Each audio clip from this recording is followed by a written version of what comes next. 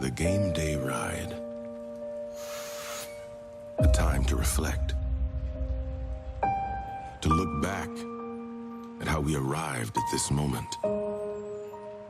What brought us here?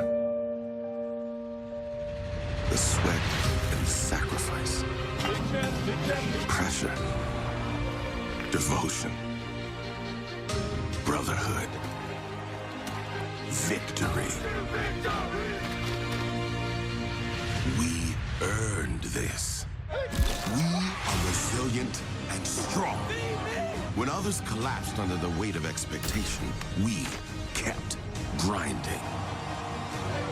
Together, working to seize this one opportunity to be champions. An incredible achievement, a triumph on the biggest high school stage. They will remember this forever. A dream come true. This ride and our journey is ending. Ahead, a shining, final destination. We have arrived. It wasn't easy, but nothing worth doing ever is. When we wake up tomorrow, what will we have earned?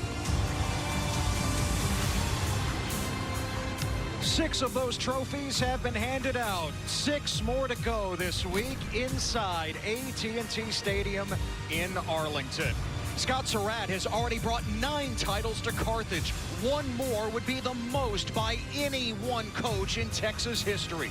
One of those titles came with a win over Waco La Vega 5 years ago. The Pirates are back and ready to meet the moment. So it's number 1 Carthage and number 10 La Vega. They throw down in the Class 4A Division II State Championship here inside the home of the Dallas Cowboys. And hi there and welcome inside along with the Texas High School Football Hall of Famer, Shea Walker. I'm Ted Emmerich. Austin Ivan is coming right up. It is the final Friday of the Texas high school football season. What a way to kick it off here today. More often than not, Carthage is here for this day. And this year is extra special for Scott Surratt because he's got his son, Jet, with him at quarterback. Well, the quarterback position at Carthage is always a premier position. And Jet has utilized his talent and his skills to as far as he could go. And he's done it with just compelling passion, athleticism. And he's actually even getting part of turning on the gameplay calls when it's around for him.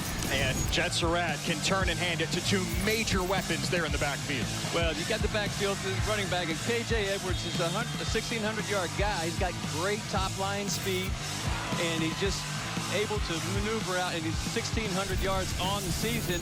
And then Benny Smith. Benny Smith is a hard scrabble type runner, getting out of breaking tackles and moving the ball down. And Benny Smith also combined, these guys have 40 touchdowns.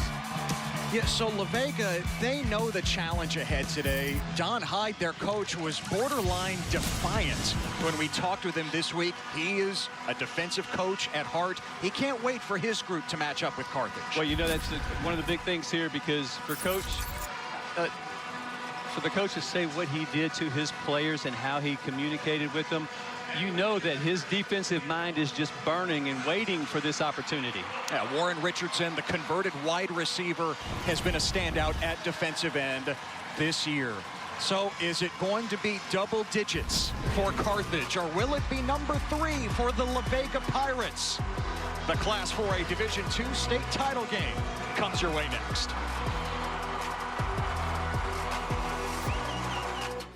The UIL State Football Championships are brought to you by Jack in the Box, proud sponsor of the UIL Championships. By Ford. Visit your local Texas Ford dealer. Ford is the best in Texas. By Texas Farm Bureau Insurance, proud official sponsor of the UIL. And by Baylor Scott & White Health, changing healthcare for the better.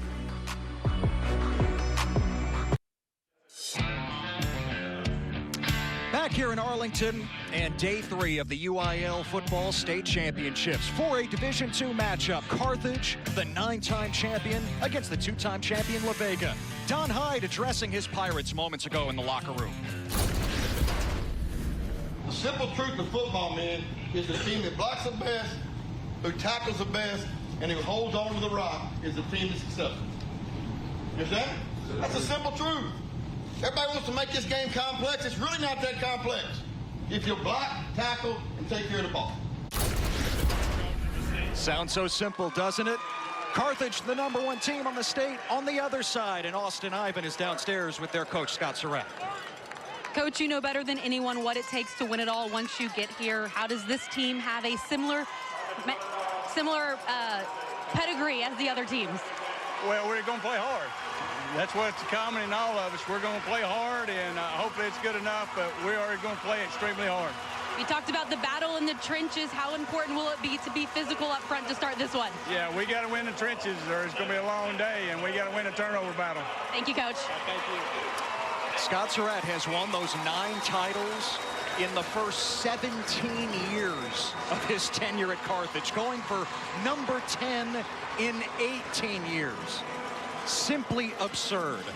We take a look at how the teams got here. Last week in the semifinal round, both blowout winners. Carthage over Brock 45-17, and La Vega scoring a season-high 62 points, 62-35 over Wimberley. Neither team has really been challenged during their postseason runs, and they meet up just like they did 5 years ago when we were right here for the 2019 4A Division II state title game. Well, and you think about just the La Vega program, and we talk about all the things that goes on with Carthage for sure, but for the La Vega program to get back here every 2 or 3 or 4 years, something like that, that's a huge accomplishment for Don Hyde. Hyde looking for his 3rd state title, 2nd as the head coach, won one as the defensive coordinator at La Vega in 2015. Then his 1st year as the head coach, won it all in 2018. In fact, beat Carthage in the semifinals on the way to that title.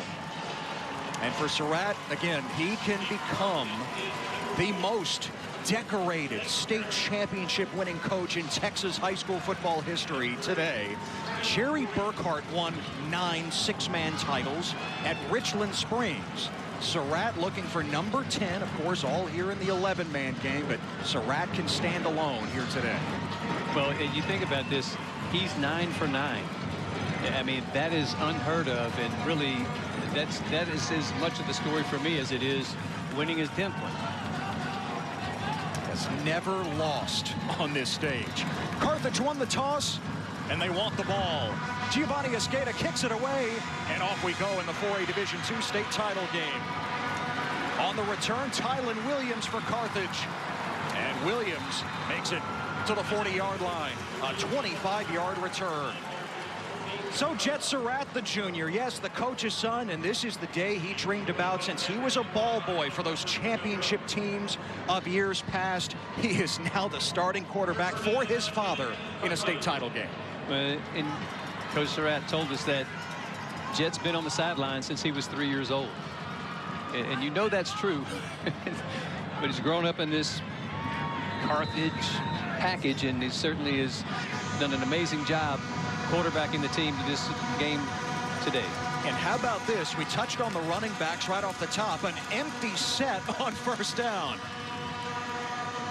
Surratt slings it. A deep shot. And incomplete for his top receiver, Junior Henderson. Over 1,000 yards on the season. Amir Gibson had the coverage. And Shea, Junior Henderson, one of our forward impact players. Yeah, Junior Henderson, he can flat out go get the football. 16.8 yards, 16 touchdowns. He is a dual threat guy, and a big threat guy, a deep threat. And they'll be taking more shots down the field to him in the game. Surratt told us this week they're always looking for those one-on-one matchups for Henderson. Now Edwards and Smith in the backfield, and the swing to Edwards. And Edwards skates out of bounds near the 45-yard line, picks up 5 to bring up 3rd and 5. And there's Caden Rowland on the other side, the La Vega linebacker, leading tackler, and the younger brother of the 2,000-yard rusher for La Vega, Bryson Rowland. So an early third down for Carthage. On the season, they converted 46%. Give it to Benny Smith. And Smith is stood up right at the line of scrimmage. La Vega surrounds him. Cade Balch, Ethan Thompson and company bring up fourth down. Well, the La Vega Pirates defense just walled off and shut down every single thing, and that it may have even lost a yard right there for Carthage. Now, Carthage is as aggressive as any high school team in the state. They have gone for it 50 times this season. The offense remains out there at the moment. Scott Surratt told us this week the good Lord made 4 downs for the offense, not 3. And so at their own 45, going for it on 4th and 5. Jet Surratt trying to set up the screen. It's off the hands of Edwards, and a turnover on downs. A stop for La Vega early. Well, the play was there. K.J. Edwards trying to sneak out of the backfield and just did not see the ball all the way into his hands. Ball glanced just off the top of the gloves. His head turned around just a little bit too quick, but that 4th down, that live and learn. So they've converted 65% of their 4th down attempts. That's so now La Vega takes over with great field position, and Courtney Pars, the sophomore quarterback. First word Don Hyde used to describe him, Shea, gunslinger, but they want him to manage the game today. Well, he is a big guy, hard to bring down, and certainly understands and knows the offense. Pars slinging it on first down himself. He guns it, and incomplete, just a little bit behind Jabari Thornton, his leading receiver, who has a lot of Power 4 offers already as a junior. Nice job by Courtney Parr looking downfield as he's scrambling and getting out of the pocket. Again, only a sophomore, put a little bit too much juice, and he wasn't very accurate with that pass, but watching him maneuver around the pocket and come out of it and then make an attempt downfield is a good sign. Timeout, La Vega. First charge, timeout. And so an early timeout for the Pirates here after coming up with the turnover on downs on defense to start. It's a great opportunity for La Vega. We'll step aside. La Vega hoping to cash in after the early stop.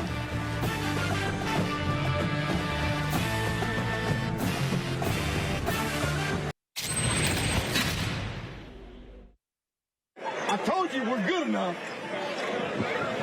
Correct? I told you way back when, we're good enough. We got all the pieces. We just got to commit to the process. Yeah, that was Don Hyde after La Vega beat Wimberley last week in the semifinals. And he told us this week, Shea, I knew last year around this time, I thought we would be playing in December because of the young nucleus he had. Well, you get that speech coming from him, and last week against Wimberley, La Vega scored on all of their drives, except for the last one when they ran out the clock. Scored 62 points in the semifinal game. On 2nd and 10, Bryson Rowland, the 2,000-yard rusher, is pushed back. A loss of a yard. Colt Hodges, James Morrow sandwich him.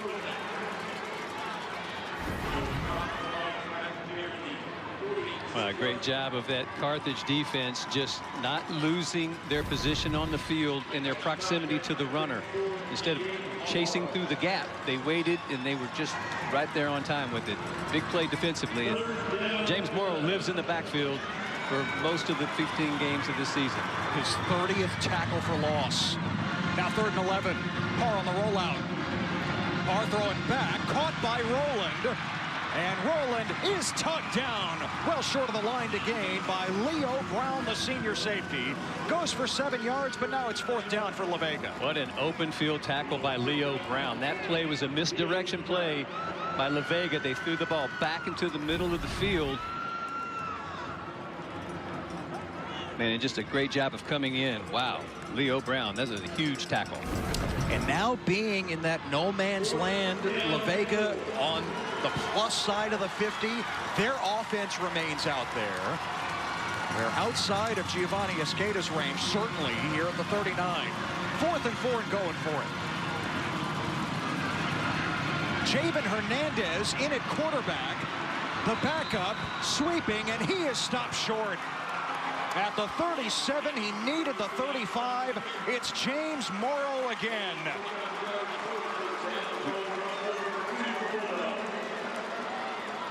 We touted offense all the way in the beginning of the broadcast, and now the defenses are taking over.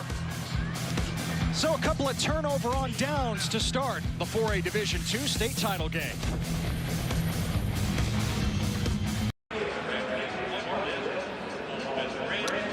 Carthage dominates just about everybody they face outside of week 1. They ran into Kilgore, which we'll see coming up in the 4A Division I title game. They've won 14 in a row. The average margin of victory, 41 points, and the numbers really bear it out, Shay. Well, and just again, talking about explosive offense and the way that they have come to the table, right? They want to just devastate, cut the leads up, just get it all going. And Jet is doing a really good job of being able to control and manage that process. Each team turning it over on downs to start. Carthage has it back at their own 37. Edwards bending it to the outside. A stiff arm, and he's taken down by the safety Marquay Willis at midfield. 13 yards for Edwards. Well, just another quick strike. Edwards in the backfield, an easy handoff, and he's got the speed, the top line speed, to get outside and beat the coverage. Marquay Willis did a good job of bringing him down with only a 13-yard gain.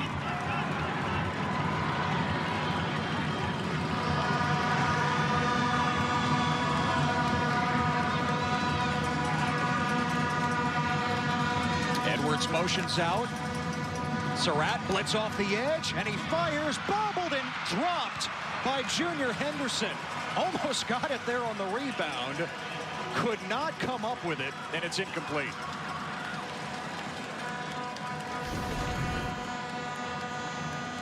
Yeah, Junior Henderson down just running a crossing route again. Maybe just a millisecond, flinching the eyes and not looking the ball all the way in.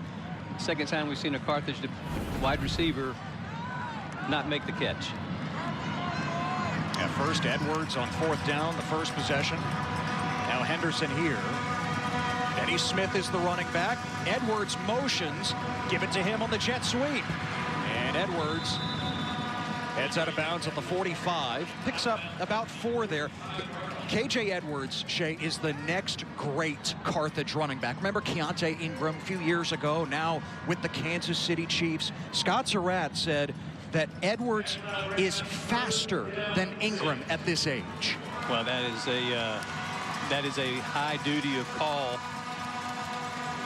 to put on him. And KJ Edwards, though, Coach Surratt said that he has the strongest jump step of anybody that I've ever seen, and he's coached a ton of great running backs. 3rd and 6. Remember, the run is always in play with 4th down available to them. Underneath, and the pass is caught. Cade Ross with a first down. Surratt's best friend since they were kids. 9-yard pickup. And the already good for the Carthage first down. Another great job of protecting the quarterback, giving him a pocket where he can look downfield, and Cade Ross on the crossing route picks up the first down. Now it kind of seems like this Bulldogs offense is kind of getting in a rhythm. First down at the 36 of La Vega. Edwards can't turn the corner this time. Boy, La Vega swarming. Jaquavion Johnson making the play, along with a few others, a loss of 4. Just breaking through the line of scrimmage and making sure that getting to the ball carrier, again, taking good angles of attack for this La Vega front four, excuse me. And Shea Johnson will play a lot both ways today. Don Hyde told us he wants bigger bodies up front. Johnson, already the starting center, doesn't usually play a lot on the defensive line, but because Carthage is so massive up front, Johnson and a few of his other offensive linemen are needed today defensively. Second down, off play action. Jet Surratt, incomplete. Looking for Junior Henderson at the post. That's great coverage by the La Vega secondary, making sure that Junior Henderson was not going to get open, and it was just a good, clean defensive back play, running leg to leg with Henderson. Marquay Willis and Antoine Good were tracking there for La Vega. Now it's 3rd and 14. And again, in La Vega territory, you would think Scott Surratt, hey, it's always 4-down territory. He said that to us this week. That's how it's been all season. So look for that short pass potentially to bring up a manageable 4th down. Jet Surratt's in trouble. He is buried. Warren Richardson with sack number 13 this season to lead the Pirates. It's a loss of 10. Well, the front four for La Vega. Warren Richardson, what a great play, and he did such a great job, Ted, of not overrunning, because he was there in Jet's face. He just needed to make sure that he could bring him down, and he did. Man, what a great play. Carthage is lining up as if they'll go for it here. They will quick kick it with Jet Surratt on occasion. Nobody back deep for La Vega. And there it is, with no return man in sight. See if Carthage can pin him deep. If Junior Henderson can catch up to it, can't do it. And it's a touchback. So La Vega does come up with another stop. And they'll take it back as Carthage was this close to pinning La Vega at the 1.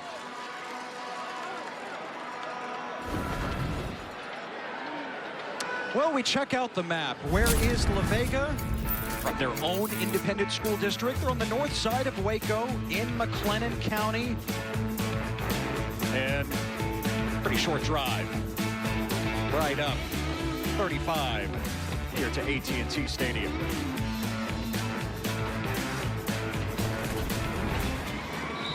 One state title under Willie Williams, now the athletic director, and one under Don Hyde. Parr rifles, caught in stride. James DeGrate with a 1st down across the 30-yard line. What a throw there from the sophomore. Yeah, poised. Courtney Parr dropping back and throwing the ball a little bit across the body, but it was a great throw, and he had a lot of pace on it, so the wide receiver was able to pick it up and make that catch. And James DeGrate doing a good job of recognizing that that ball is coming at a different angle than he's used to. And some movement up front right before the snap. Mike Ritchie, our referee today, he and his crew out of the Fort Worth chapter.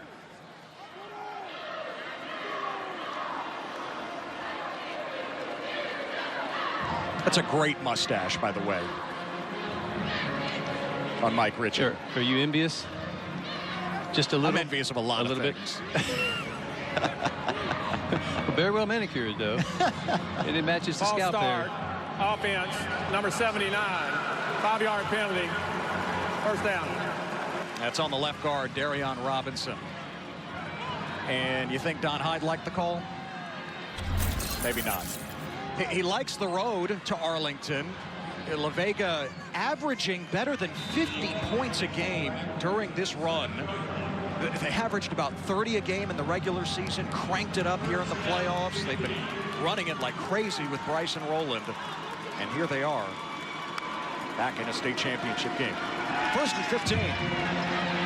Parr is hunted down by Colt Hodges.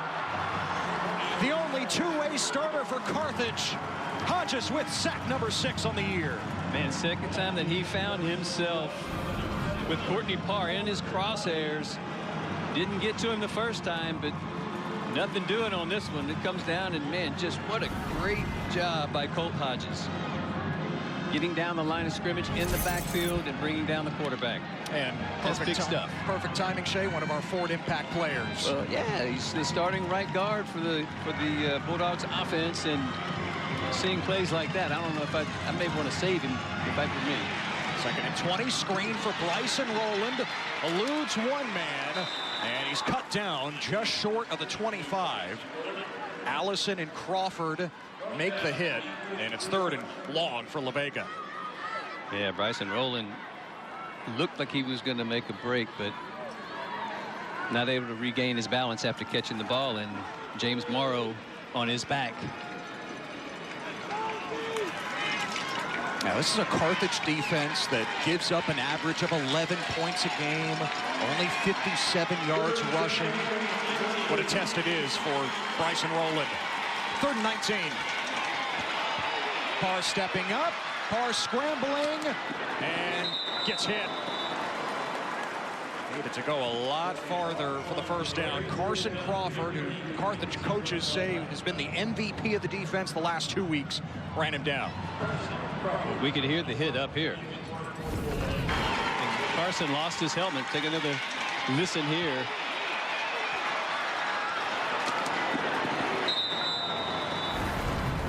Pads popping.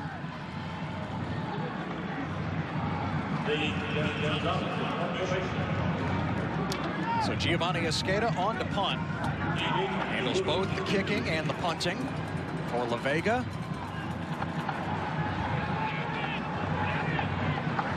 Jaden Lewis, the return man for Carthage, and whistles blow at the snap.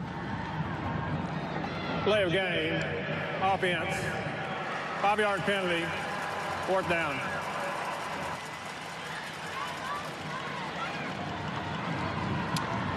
Don Hyde told us this week, at some point, somebody has to beat Carthage in a state championship game. And so he told his team, why not us? Why can't it be us? So what? They've won 9 state titles. That plays no part in the game Friday morning. Hanging in there so far. Absolutely. I mean, I think a lot of people thought that this game was going to be a one-sided game, and so far in this game, La Vega is doing a really good job of playing toe-to-toe with the Bulldogs. Our catch called for by Jaden Lewis. Carthage has great field position just past midfield. So let's take a look at the map for Carthage. Deep East Texas, 20 miles west of the Louisiana state line. Population 6,600, and not just the home of the infamous Bernie Tiede, but also the home of the Texas Country Music Hall of Fame, Carthage. And we take a look at the road here to AT&T Stadium for Scott Surratt's team this year. And much like La Vega, it's a lot of blowout victories. I mean, the smallest margin of victory, 28 last week against Brock. They endured some early turnovers in that game. It was a wet night in Waco. And Carthage, though, was able to step on the gas pedal. Off the reverse, Henderson with the pass. Into double coverage, and it's intercepted by Antoine Good. The senior's first interception of the season as La Vega snuffs out the trick play by Carthage. Well, there were 2 handoffs on the play, trying to move the defensive backs. Taking a look here, a little flipping in the pass down the field, but the coverage is fantastic. Right on top of the receiver, so there really wasn't a place for the ball to go. And Good comes up with the first turnover of the game for the La Vega Pirates. That was Henderson's first passing attempt of the year. He was looking for Jaden Jeffers, the tight end. And Good comes down with it for La Vega. They've got it back at their own 20.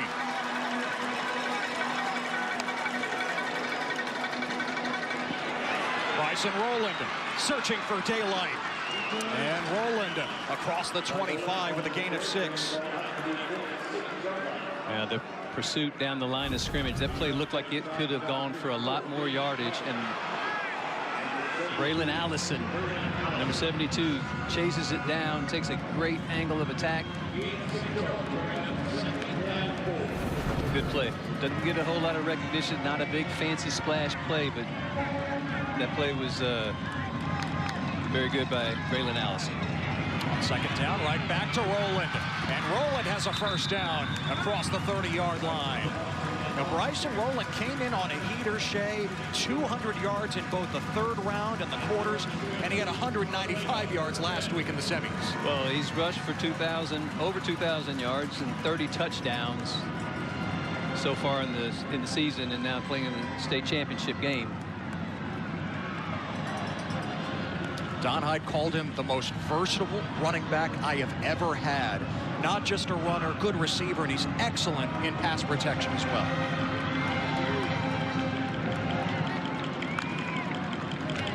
Fake it to him this time. Parr feeling the heat, and Parr is twirled down by DeQuivius Beck, the junior linebacker. It's a loss of 11. Yeah, DeQuivius Beck comes right off the line of scrimmage, goes by two would-be blockers for La Vega, and then he finds himself right there, and Parr just did not move soon enough, but I don't think anything would have happened there. DeQuivius Beck just blew that play up from the beginning. They call him Quee. He's already got 15 offers, among them Texas, Texas A&M, Tennessee, and Ole Miss. Yeah, the SEC has their eye on Quee Beck. Second and 21. Back to Rowland. Rowland squeezing through the hole before he's driven back. Forward progress has him at the 21. Braylon Allison delivering the hit as Rowland made it back to the line of scrimmage. Bryson Rowland making a few guys miss, but that relentless defensive pressure from Carthage just not giving you any room. Another loss on the play. We've seen more 3rd and 20s in the first quarter of this game. Screen here for Jamarcus Daniel, and Daniel doesn't make it past the line of scrimmage. Carson Crawford, another tackle, and it's 4th down for La Vega.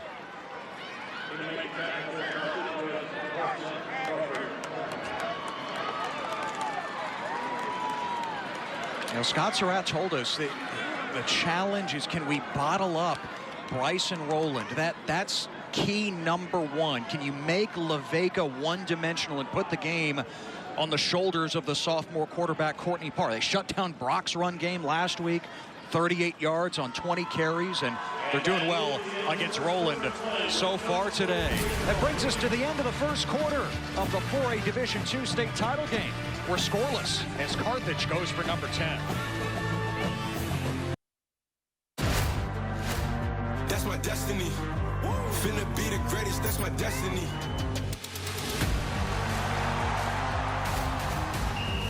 To make it to the top, that's my destiny.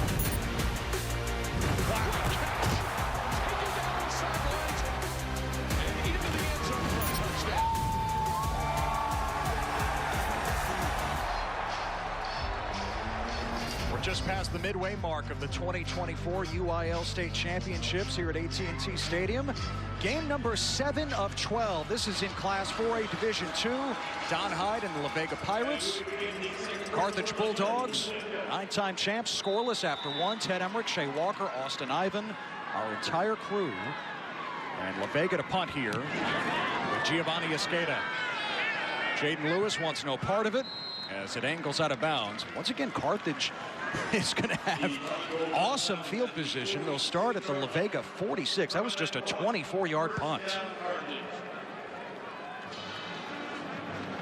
Now, Scott Surratt told us that with 15 returning starters from a team that lost in the quarterfinals to Gilmer last year, he remembers walking off that field at Rose Stadium in Tyler, never wanting to feel that again. It's not often they lose in the playoffs. That is true, but he said it left a bad taste in their mouth last year, and they want to win the state championship for the senior class at Carthage. And I mean, we talked about that a little bit earlier, but man, that's very heady stuff for a head coach. They reset every year no matter what they have already accomplished as a program. Nothing doing there for Benny Smith right at the line of scrimmage. Ethan Thompson, the Houston signee who also starts at offensive tackle. Makes the stop. Thompson, again, another one of those offensive linemen who pulling double duty today against the Carthage running game.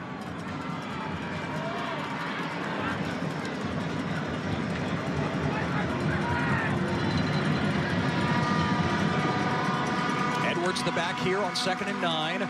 Jet Surratt airs it out, and a jump ball.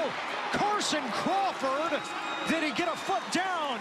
Looks like he did at the 21-yard line. Defensive end / receiver, 24 yards.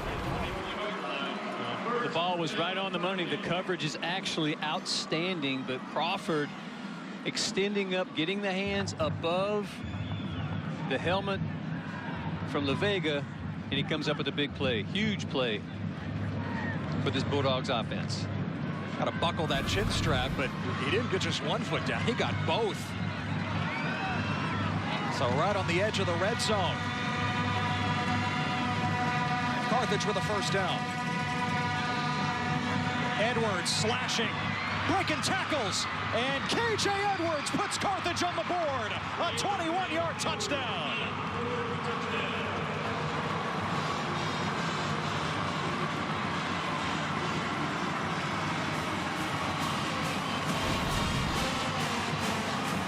Ted, look at the downfield blocking by this Carthage team. Just sneaking in. You see that block all the way down from Cale Preston. Nice job there by KJ Edwards. One of the top-ranked running backs in his class for 2026. Already has 26 scholarship offers. Leo Madrano with the extra point. And a 7-0 lead for Carthage. Yeah, Edwards already has offers from the likes of Texas, Georgia, Oregon, and Michigan. He can go anywhere he wants, including the end zone.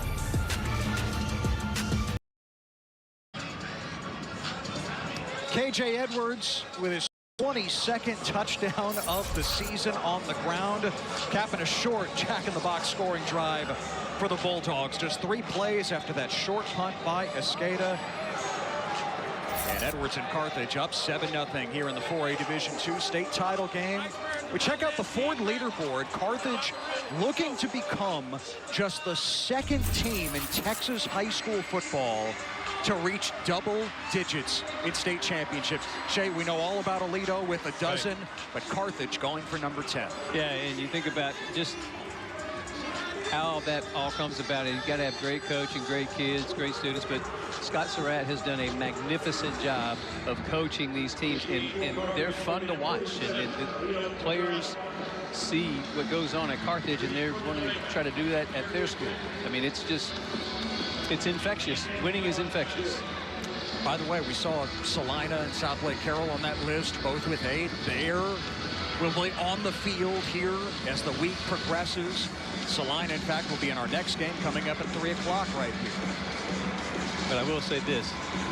They've not won every state championship game they played in those 2 schools, which is a defining thing for Scott Surratt and Carthage. Good slowed down around the 15 and taken down at the 18. Well, Don Hyde is in year 7 as the head coach at La Vega. He's won a couple of state titles at the school. One as the defensive coordinator under Willie Williams, now the AD. That was in 2015. And then his first year as the head coach. Won one there in 2018. Quite simply a La Vega legend. He is all La Vega. That's the only thing I can think of when I see Don Hyde, La Vega High School.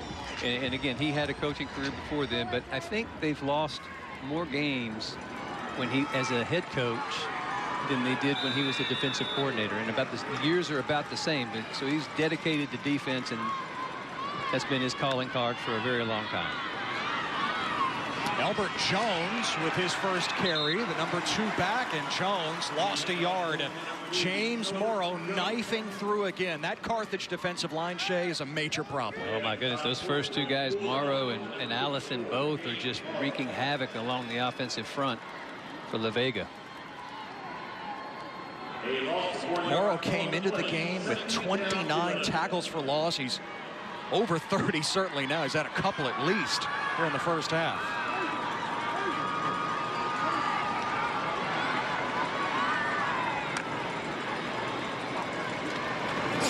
Parr blitz off the edge, and Parr is smashed by Crawford. Had the big catch on the previous drive. Now a sack and a loss of 8. Heads up in the pocket for when Crawford is coming from behind. Parr trying to get away from it, but man, that ball could have came out very easily, and he had the good fortune in mind to bring the ball in with that right hand, not to create a turnover. Scott Surratt told us Carson Crawford has a motor that doesn't quit. His mouth doesn't quit either. He likes to chirp out there. Well, his good frame, 6'3", 200 pounds, and he can flat get after the quarterback.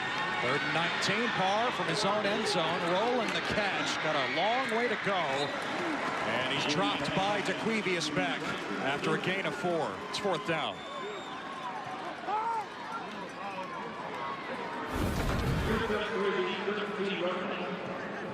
Yeah, it's a nice catch there by Roland.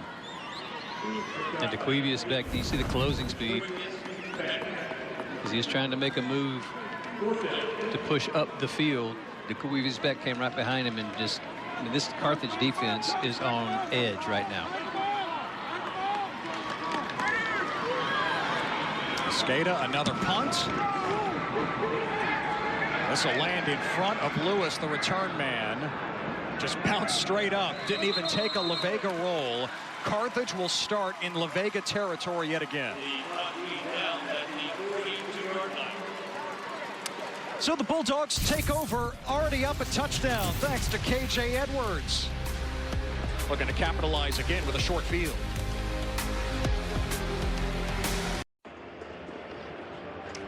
Welcome back to Arlington, Texas, here inside AT&T Stadium. We are crowning the first of 3 state champions today. It is a full circle moment for Carthage head coach Scott Surratt. When he took this job 18 years ago, his son Jet was just 1 week old. Jet has spent his entire life on the sideline right by his dad. He has grown up around football. He's been here watching his dad coach in this state championship game, but you fast forward a few years, now he's out starting for his dad. Jet said he doesn't feel the pressure from his last name or for the school he plays for, but rather from the position. He said growing up, he always heard his dad say it doesn't matter how old you are or how many touchdowns you throw. 2 people are going to take the blame if you lose, the head coach or the quarterback. That's just part of the gig. Jet has sure relished this opportunity, and what a special moment it is for him today.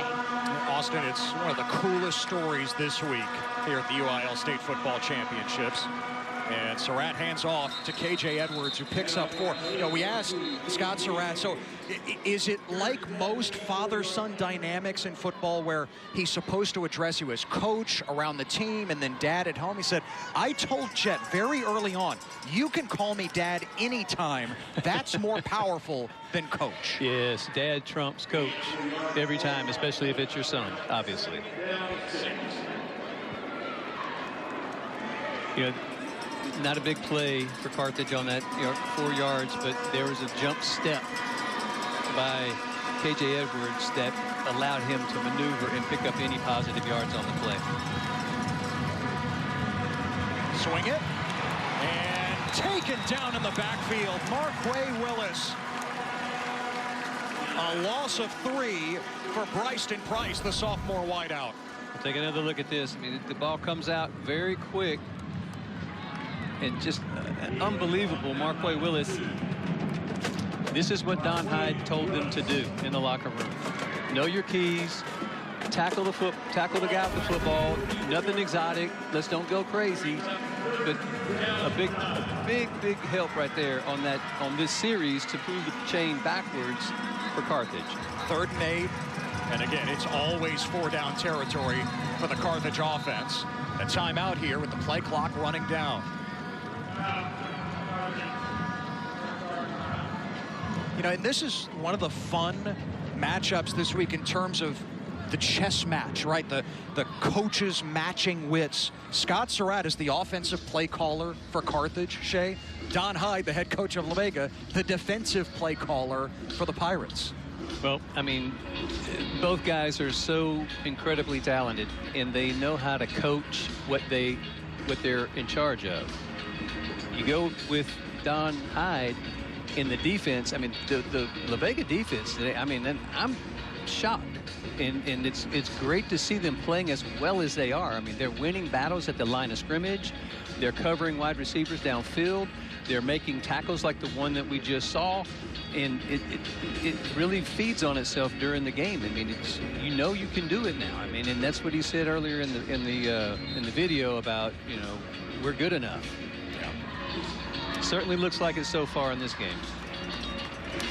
Well, we take a look at our Uber Teen Accounts fan section. You knew Carthage was going to be well represented, making the drive in from Panola County, close to the Louisiana state line. And La Vega on the other side, less than 100 miles away. Great turnout here on day 3 of the UIL State Championships. So 3rd and 8 for Carthage. Remember, the run is very much in play to set up a better 4th down scenario. Carthage always aggressive. Give it to Edwards. And Edwards drives to the 40-yard line. Picked up about 3-4 yards. Caden Rowland, leading tackler for La Vega, makes the stop. So 4th down. And of course, Carthage's offense remains out there.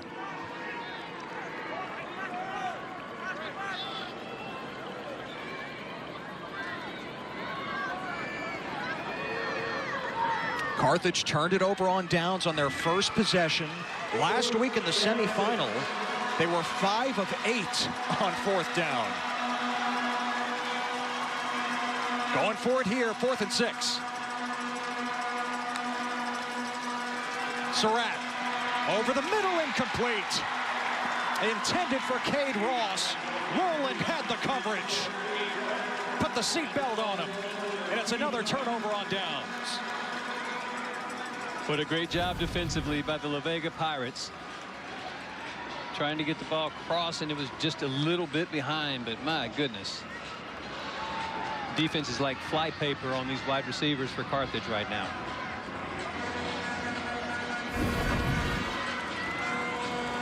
Now can La Vega's offense cobble something together here?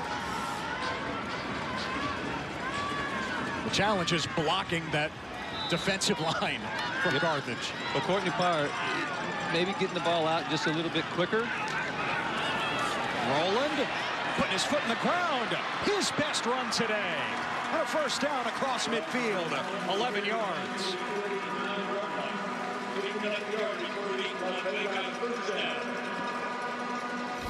Bryson Rowland is doing a great job of making guys miss in space. You know, Bryson Rowland was in the stands, he says, here in 2019 when La Vega lost to Carthage in the state championship. He was in 7th grade. He said, I want to get payback today. Parr, pocket crumbling. Parr still upright. And Parr wings it downfield for DeGreat. Oh, did he catch that? He did! Inside the 30-yard line. A freewheeling play by Courtney Parr, and it results in 26 yards. It looked like he was going to get sacked twice, Ted, on this. Gets moving up in the pocket, feeling the pressure, and then getting outside, and this ball is beautifully thrown. Tops it right over the top of the head to DeGreat, and you're right, he did get both feet in. Got behind Trey Gant, the sophomore corner. Now Rowland knifing ahead inside the 20. A gain of 7 here as La Vega tries to find some rhythm.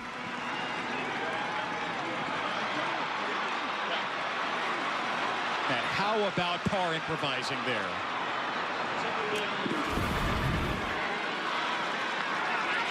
On 2nd and 3, back to Rowland. He's got space. And Bryson Rowland reaching for the goal line. He is down inside the 1.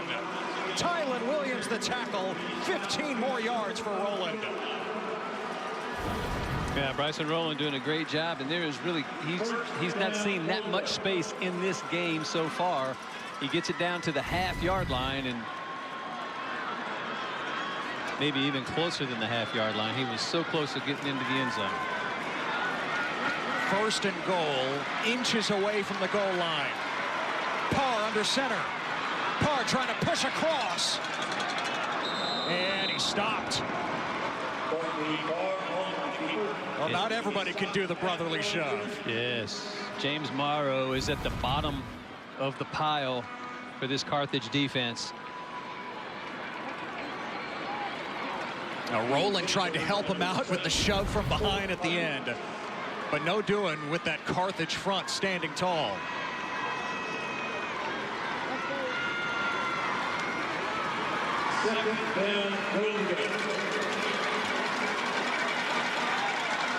Second and goal, back in the shotgun now. Low snap, and Parr muscles in for the touchdown.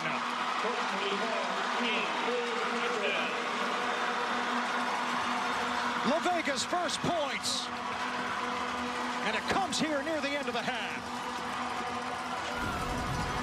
Well, there's a lot of big body mass and everything going around and hitting and pushing and trying to get into the end zone.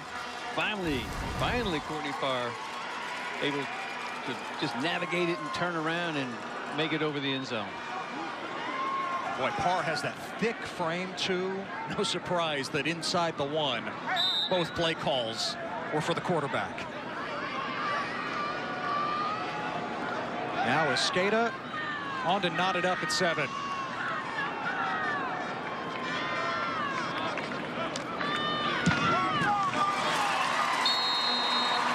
And we are even at 7, but one more look at the play that set up this drive from Courtney Parr through the air. Again, the way that he threw the ball and the accuracy that he had on it, I mean, that was just uncanny, unparalleled. And he finishes it off himself, banging around, getting knocked around, but he gets it into the end zone to tie the score at 7. And what a shot in the arm for the confidence of La Vega as we check out the jack-in-the-box scoring drive. By far their best possession to this point. Moving 60 yards, Parr caps it off. Don Hyde has been embracing the underdog role all week. He said that's how it was in 2018, his first year as the head coach. He said nobody expected us to beat Liberty Hill. What do? We beat them by 2 touchdowns. We know we can do it. We can be the team that finally knocks off Carthage in a state title game. Well, you know, we've got another half of football to play, but I mean, I'm really impressed with how well La Vega is playing and staying in the game. And it's just, and it's hard, scrabble, tight, you know, face-to-face, hitting and just everything that's going on.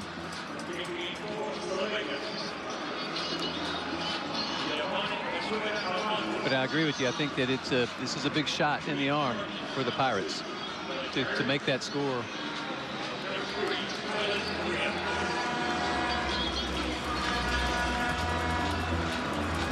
Had to have it. They had to prove it to themselves too against this opponent.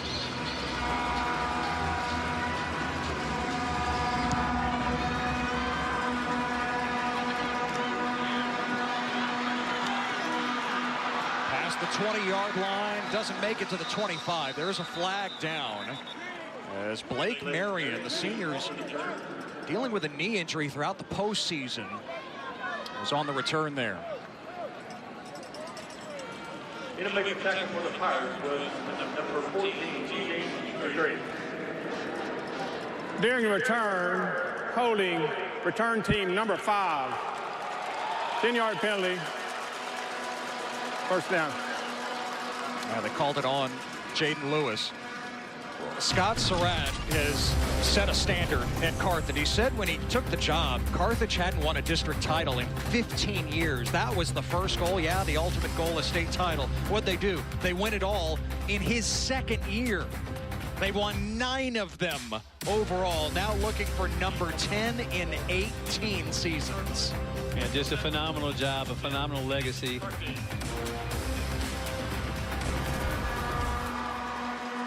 No coach in Texas high school football history has won 10 state titles. That's on the table today for Surratt. Jet Surratt, his son, trying to throw back to KJ Edwards. That was dangerous with La Vega all over it. Yeah, Jeremiah Jones, defensive tackle, blew the play up in the backfield. And Jet goes a little pass and just a little turnaround, and you got Jeremiah Jones right there. I think he reached across with the right hand and knocked the ball or deflected the pass. But that looked like a risky play for the Bulldogs.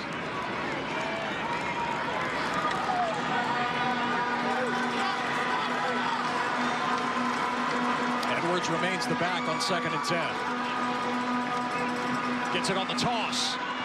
Nice cut and the spin, and KJ Edwards to the next level. Edwards leaving everyone behind. Pedal to the floor. 86-yard touchdown.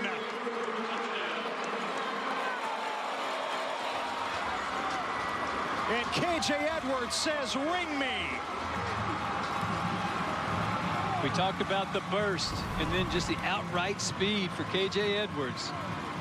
And the little physicality. I mean, he had to bounce through a couple of tackles, would-be tacklers, not letting the arm bring him down and keeping the head up. Oh, my goodness, what a good run.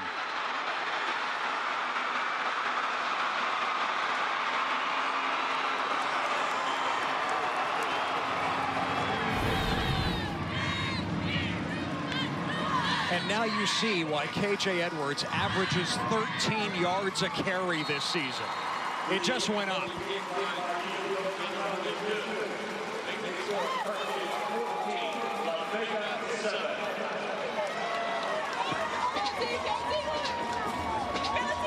So Carthage on top just like that. I mean, great moves, balance, able to take a hit, shakes them all off, and then just it's a race to the end zone. Bulldogs up 14-7. He wants a ring. Plays like that will help you toward the goal. Edwards missed the regular season finale and the first round of the playoffs with a groin injury. When he came back, he had 6 carries against Crum in the second round. He scored on 4 of them. Some guys just have it, and he is definitely one of those.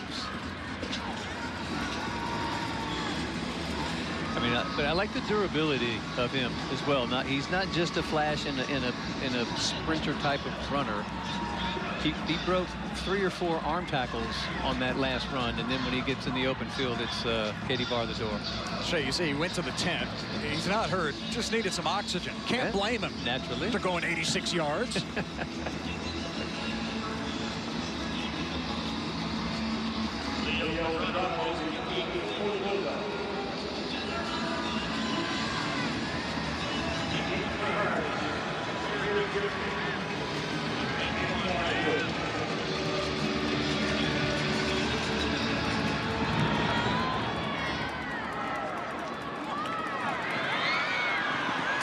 Good on the return for La Vega.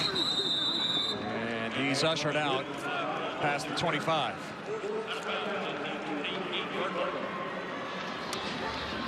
Well, coming up for a halftime show, Aaron, Tep, and Pickle getting ready.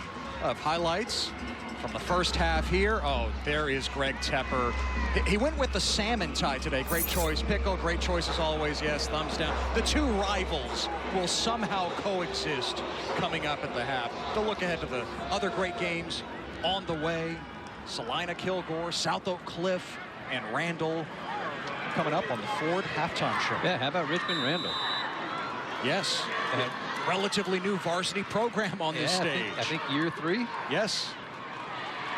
And running up against the Dallas dynasty of South Oak Cliff. And a false start here for La Vega. False start, offense, number 76, 5 yards, first down. That's the left tackle, sophomore Zaith Gonzalez. A returning starter, in fact. Yes, he started as a freshman. Well, you see a little bit of body movement in somewhere in the interior line, and it's a lot of like arm swinging. It's tough for a sophomore to understand and have that much experience where he can know to let that go. 2 timeouts left for La Vega here. Carr steps up. Oh, off balance throw, and it died on him. Landed just in front of the safety, Tylen Williams. And a lot of pressure on Courtney Parr. A low snap to start with into Quevius. Beck coming in, forcing him back up into the pocket where James Morrow was waiting for him. I mean, the clock in your head as a quarterback facing the Carthage defense, you're sped up constantly. 100%. That's a great point. On 2nd and 15, another blitz. Parr got drilled, and DeGrate couldn't come down with it. Trey Gann with the coverage for Carthage. Man, Courtney Parr, I don't really know how he even got the ball out there and that far down the field with the defender right in his face and hitting him in the chest. DeGrate not able to hang on to the ball. Yeah, that was Clayton Ingram, the middle linebacker, making the hit. And James DeGrate will tell you he should have caught that ball. Yep. Against Gaines. Those are the ones that you have to catch if you want to win a state championship. Yeah. Now it's 3rd and 15. La Vega, you see it. 0 of 4 on 3rd down so far. Just a 4-man rush this time. Parr dumps it. Rowland, a stiff arm, but Beck hangs on. And a flag down ahead of the play right at the end. Maybe a face mask here. Yeah, Beck did a great job on an open field tackle. Explosive runner with the ball in his hands. Face mask, defense, number 3. 15-yard penalty, automatic, 1st down. Well, Scott Serrata's not happy with that. Tylen Williams came in to help on the tackle and got a piece of the face mask. And I think Surratt wanted a face mask against Rowland when he gave Beck that stiff arm. But the face mask on Williams, who cleaned up the play, and La Vega with a 1st down. Big break for La Vega. Otherwise, they would have had to turn the ball over. Now they've out to the 38-yard line. Rowland hit as soon as he got the handoff by Braylon Allison, and he lost a yard. Beck there as well. Braylon Allison did a fantastic job. It looks like he's just shot out of a cannon on the line of scrimmage. See big number 72 right there, and then of course Quevius DeBeck picks up. James Morrow picks up. That play was blown up from the beginning. Well, we approach the 2-minute mark here in the 1st half. Again, La Vega, 2 timeouts remaining, and the Pirates will have the ball to start the 2nd half. Parr off play action. The sophomore heaves it for DeGrate. Double coverage, and it's picked off. Jaden Lewis has his 6th interception of the season. He takes it to the 35. Carthage's best cover corner with the takeaway for the Bulldogs. Now that's a throw that Coach Don Hyde will talk to Courtney Parr about. When you have a defender, 2 defenders, and you put that much air underneath the football, good things don't happen. Jaden Lewis, yeah, well covered, trying to get the ball to James DeGrate.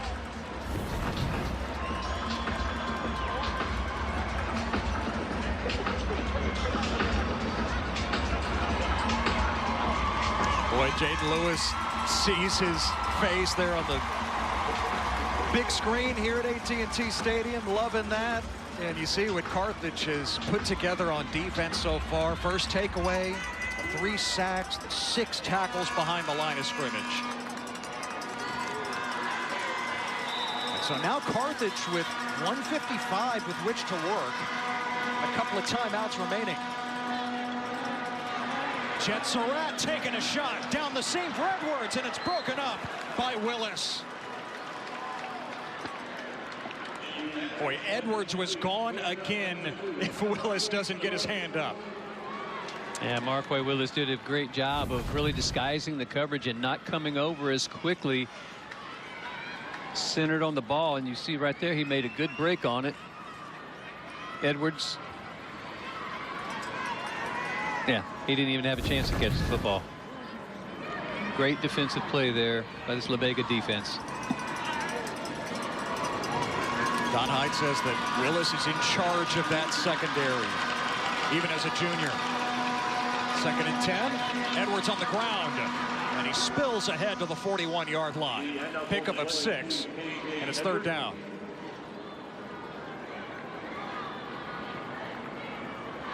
First up near the 41-yard line. Still plenty of time here, but clock rolling now, under 90 seconds in the half. Down 4. Carthage does have 2 timeouts.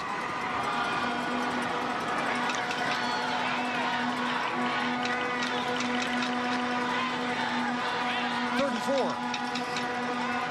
On the bootleg, Surratt has to bench it.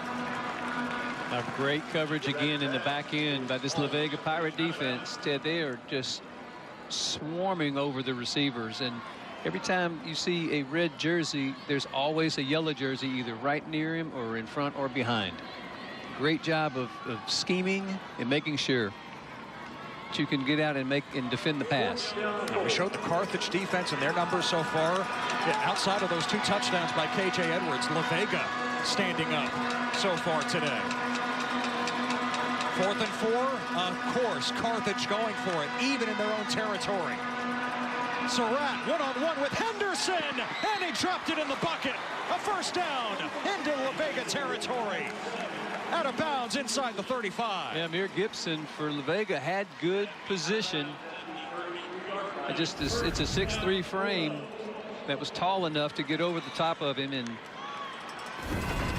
coming up with the catch. 26 yards for Henderson, and now it's Edwards for 3 to the 30-yard line. 50 seconds to play now in the half, and again Carthage with 2 timeouts. And Junior Henderson, just great job of him getting away at just a little bit of separation. That's all he needed, about a half a stride. Ball came in beautifully from Jet Surratt. Surratt again wants Henderson.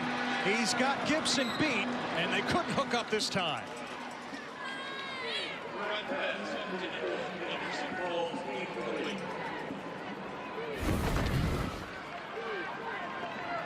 And Henderson's warming up to this man-to-man coverage. He's made a couple of good moves, good releases off the ball. I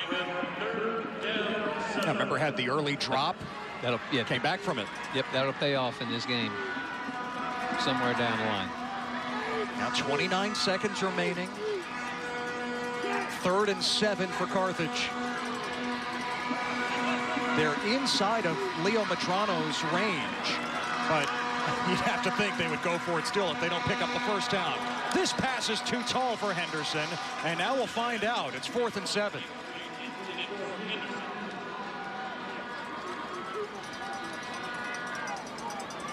I think there's 0 hesitation here. Good. Scott Surratt, head coach / offensive play caller, and communicating with his son, the quarterback. 4th and 7. Surratt rifles behind his target, incomplete. Cale Preston, his cousin, and yes, the coach's nephew, was the intended receiver, and Carthage turns it over on downs for the 3rd time. Caden Rowland coming from that linebacker position, cutting off the line and moving just in front of the pass. Ooh, Cale Preston really didn't have a chance to catch that football, and you see those 2 slants on the post, the linebacker running underneath. Again, didn't affect the ball, but certainly affected the vision of the wide receiver and the quarterback trying to squeeze it into a tight window. What do you think of the aggressive mindset of Carthage? I love it. I do. Former wide receiver, and and I know there's all the analyticals and all that kind of stuff. I think it's great, certainly at this level.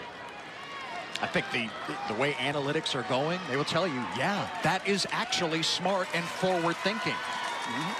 Yep. Doesn't pay off here, but it is Carthage with the lead at the half of the Class 4A Division II state championship game. La Vega will have the ball to start the second half. Don Hyde's team has hung tough. They've just given up a couple of touchdown runs to the brilliant KJ Edwards from 21 and 86 yards out.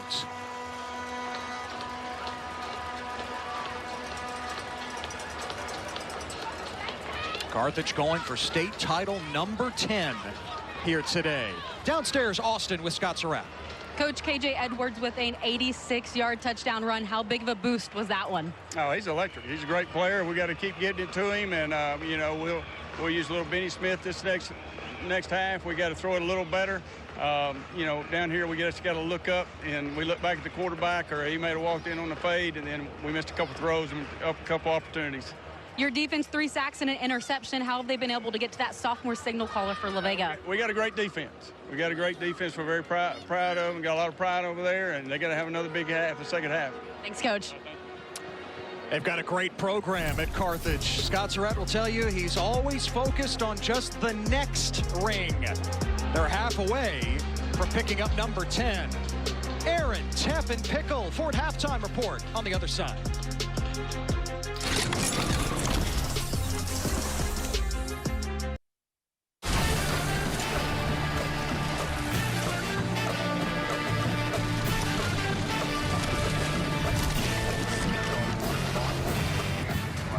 Well, we've reached the break of the 4A Division II title game, where we had ourselves a bit of a rock fight until 9-time state champ Carthage generated some major momentum just before the half via KJ Edwards. Nice little pick to take a 14-7 lead into the locker rooms here of AT&T Stadium in Arlington. That said, La Vega, making its first appearance since back-to-back trips in 2018 and 2019, will not go down easily. They also get the ball coming out of the second half. Aaron Hardigan welcoming you into the Forward Halftime Show, starring Ashley Pickle and Greg Tepper of Dave Campbell's Texas Football. Happy to have you both with us today. I'm not happy that we're both here, but that's okay. You got to I thought we were doing just fine without Tepper, thought that we had an agreement here. Her projections were pretty spot on yesterday, so this is going to be a tough follow. Is this what you anticipated after first 2 quarters of these two? I anticipated a Carthage lead, but not like this. I have been wildly impressed with the La Vega defense. I thought they have been spectacular. They've had stomach for the fight.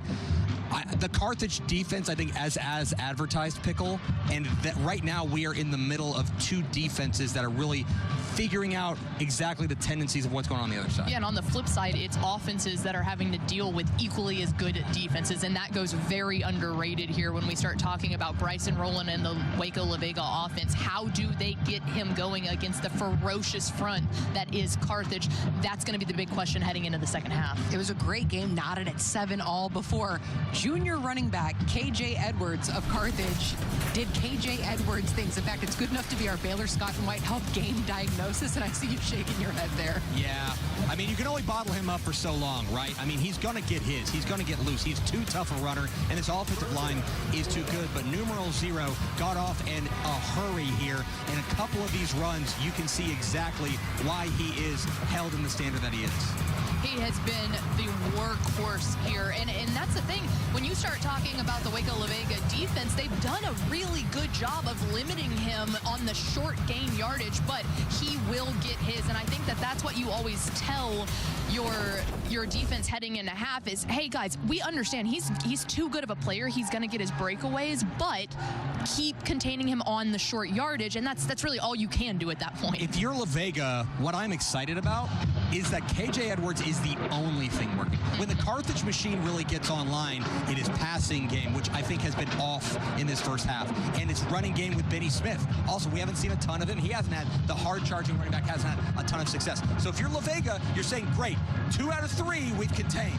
Now we got to find an answer for numeral 0. Yeah, and as impressed as I have been with the La Vega defense, knowing it's headed by the defensive wizard himself, Don Hyde, I'm equally impressed with this Carthage defense. We knew Scott Surratt is a fearless play caller offensively. We knew they were going to bring in all the weapons, but doing it on both sides of the ball today, we saw that pick just before the half that also helped generate momentum, as I alluded to. This Carthage defense has been the most impressive part of this team thus far. The way that they are containing Bryson Rowland in the backfield has been ferocious, and putting so much pressure, Tepper, on Seth Parr has been the difference of making sure this Waco La Vega offense has only been able to find one score so far. You're exactly right, and they're getting pressure without sending numbers, right? They're doing it with their front, right? They're getting in the backfield without having to send extra guys, which allows them to sit back in pass coverage, and so that Courtney Parr doesn't have an opportunity to throw. So I think the Carthage defense has really been magnificent, and the reason they're leading at half, quite frankly, the Carthage offense has been held in check largely. I think if you went to Don Hyde and you said, hey, they'll have 14 points at halftime, he'd say, yeah, okay, I'll take that. Because this Carthage offense, we know, can put up points in bunches. They're halfway there, but right now, this is a back-and-forth affair, especially with La Vega getting the ball. And especially after last week when Wimberley, even though they ended up winning, Wimberley put some points up on the board, so they're susceptible to letting that happen early on in the game specifically. Yeah, La Vega seeking its third state title in the last 10 seasons, while Carthage seeks title number 10. They are 9-0 in state championship games. We'll talk about that a little later as we continue on the Forward Halftime Show, because we have crossed the midway point of UIL State Week. We're looking to crown our 7th state champ, and it's just the start to an enticing slate ahead that we will preview on the other side.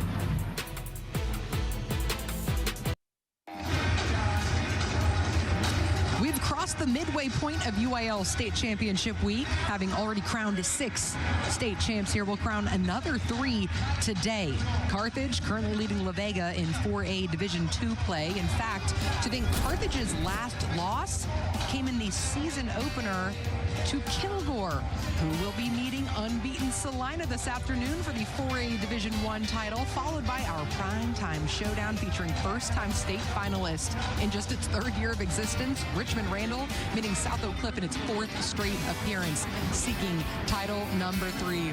But Ashley, let's begin with that afternoon clash between Bill Elliott and Clint Fuller. What are we most looking forward to? Oh, the physicality of this game is where my eyes go. Salina is a team that typically will just run you to death, and they have found a way to be able to have a very balanced offense led behind a massive offensive line. And then Kilgore, Tep, I think their physicality on the defensive side of the ball, that's exactly where you want to look. I think you're spot on. The money matchup here is that Salina offensive line, which has been so good for them, up against this Kilgore front with all the weaponry they've got there. They are ferocious. The Ragin' Red do be raging. The difference in this Salina team this year is QB1. It's Bo Bentley, who has been unbelievable. I mean, if you've never seen this kid, a dual threat dynamo, a guy who can do a little bit of everything, he is going to bring you to the edge of your seat today. Salina unbeaten for a reason, in large part to him. Are they favored, and if so, how heavily? Again, keep in mind, this Carthage squad, their only loss this season came in that season opener to Kilgore. The fire was lit. Scott Surratt never looked back, but I'm curious to know where Kilgore sits today, if you consider that. I like Salina in this one because I think that the depth of weaponry they've got. I think that Kilgore is a team that had trouble last week running the ball in their state semifinal win over Lavernia, and they are really relying on big plays with Jaden Edwards, their outstanding Michigan signee. But make no mistake, I think their defense can hold them in it, and if they win the game on like special teams, if the game's played on the margins, Kilgore's got a great shot. Yeah, not making mistakes. Any coach is going to tell you in any ball game that's a big important factor, but specifically in this one, in the main portion of that being for Kilgore, because Salina is steadfast. They do not waver at all. Kilgore has a tendency to sometimes play up here and sometimes play down here. If we see a Kilgore team that looks like they're playing at their peak right now, this is going to be an incredible game. If Kilgore comes out and looks a little shaky, they're going to have to, Clint Fuller is going to have to rein that in very quickly. I think the first quarter is critical because I think Kilgore's a team that needs to play from ahead. Like the way they run, when they are at their best, they are operating there. Cason Brooks, their quarterback, is operating kind of comfortably back there. That is the thing I'm watching. Now, Selena's defense has given up some points the past 3 weeks, okay? Alvarado, they gave up some points. Aubrey, they gave up some points. And then at Canyon West Plains, they gave up some points. So keep an eye on that one as well. It's hard to believe in tonight's game that South Oak Cliff has young men on their roster that only know ending the season on the state finals stage. Again, they're making their 4th straight appearance, seeking title number 3 after being upset last year on this stage by PNG. But they're meeting that first-time state finalist in just the 3rd year of existence, Richmond. Randall, what do you anticipate in this one? This one is a battle of speed versus physicality. South Oak Cliff up front is massive, but Randall, they have weaponry along the outside that they can really get going. I don't think, Tepper, that Sauk has faced a team that is as quick as Randall on the outside since maybe non-district with DeSoto or Duncanville. It is going to be the upfront battle of South Oak Cliff going up against that speed. Can the defensive backs for Sauk keep up? Yeah, the name for Randall to know is Landon Williams-Callis, the super sophomore running back. Some people think he's the best sophomore running back in America, and he is worth the price of admission. But he's been bottled up lately in the playoffs, and I think because that's where South Oak Cliff may have an advantage. The South Oak Cliff defensive front is unreal, and that is going to be a real advantage for them, I think, against Randall. But this Randall defense is the only defense in UIL to not allow more than 14 points in a game. That is, by the way, 11-man or 6-man, okay? Yeah. Everyone's given up more than 14 points except Randall. Their defense, led by Chase Sims up front, ferocious. An incredible story led by Coach Brian Randall, who is the son of the namesake of the school. Again, just year 3 for the program. And you have Landon Williams-Callis, just a sophomore for him.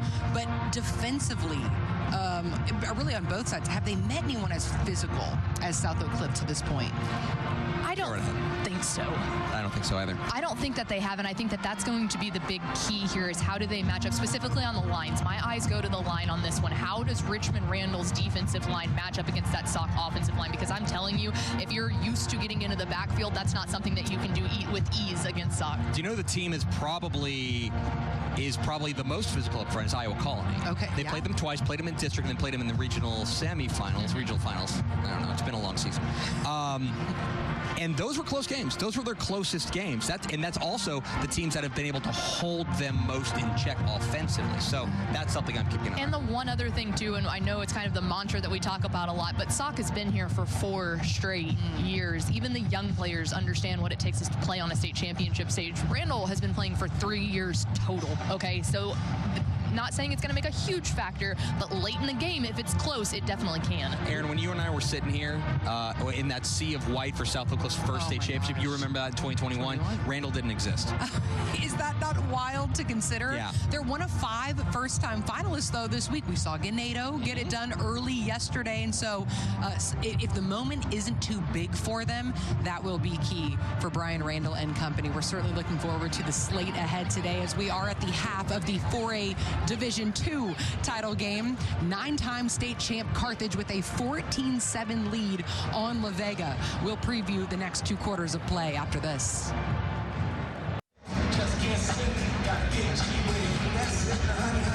We welcome you back to AT&T Stadium in Arlington to the show being put on before us by the Carthage drill team. Performing with an added pep in their step, might I add, with their Bulldogs on top of La Vega 14-7 in the 4A-DII title game, as this is a 2019 state championship rematch, and with Carthage still on top. Again, a rock fight through that first quarter of play, really midway into the second quarter. That's when the Bulldogs turned it on. What do you take away from our forward halftime stats, Ash? I think that most of those yards for Carthage come off of literally 2 explosive plays, both by KJ Edwards. If you can limit those, then that's really where all those yards came from. Of course, so La Vega's got to find something offensively, find something that works. You know, this is a team that wants to run the ball first and foremost. That's the identity of this ball team. But I think that in the end, right now, Carthage has kind of turned that spigot off. It's wild to think Carthage doesn't know what it feels like to leave here not champions. They're 9-0 in title games. So I'm curious to know your keys to the second half, maybe specifically for La Vega as well. Yeah, mine for La Vega specifically is just limit those explosive plays. And I think that could also go for Carthage, because La Vega and Bryson Rowland could easily pop one off at any point in time. So making sure that you're keeping them behind the chains and win those early downs. No explosions, and we should have a pretty even game moving forward. Mine is just run the dang ball, okay? I think we're getting too cute. These are two teams that want to line up and run the ball at you. I think there have already been too many pass plays in the first half, plain and simple. The running game has been working for Carthage when they've been able to get guys out to the edge. Can they do that? And can they get Bryson Rowland or maybe even Courtney Parr involved in the running game for La Vega? Just run the ball. Get behind those big hog mollies. Let them go to work. And you said Scott Surratt is fearless. He'll call anything on any down and distance, anywhere on the field, because what was his great quote this week? Oh, yeah, he said, courtesy of our friends calling the game, but they said that the Lord gives you 4 downs, so you might as well use them. I mean, great idea. Seen him do that. People forget that. Seems right. That is a quote from the King, Scott Surratt, who is 9-0 in title games, looking for that 10th ring for the thumb, which would give him the most titles all time by any head coach in the UIL. Don Hyde not going quietly, though. Second half coming up with Ted, Shay, and Austin after this.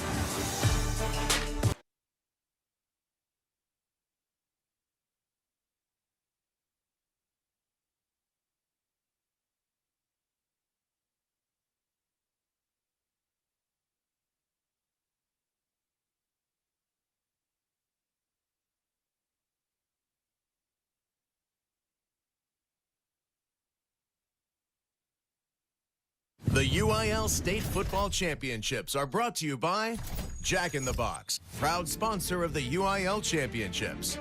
By Ford, visit your local Texas Ford dealer. Ford is the best in Texas. By Texas Farm Bureau Insurance, proud official sponsor of the UIL. By Baylor Scott & White Health, changing healthcare for the better. And by Uber Teen Accounts. Visit uber.com/teens to learn more. Carthage in pursuit of state championship number 10. They're up a touchdown. KJ Edwards wants to put the ring on his finger. Got a couple of touchdowns in that first half as he has Carthage in front. We welcome you back inside along with Shay Walker. I'm Ted Emmerich. Austin Ivan here as well. Carthage knew it's not going to be easy. They're not going to roll to number 10. But thanks to KJ Edwards, their outstanding junior running back, they're up by a score. Well, I mean, he has been the difference in the game as far as scoring points, but I mean, it has been a knuckle-dragging, big-time fight between these two teams right now.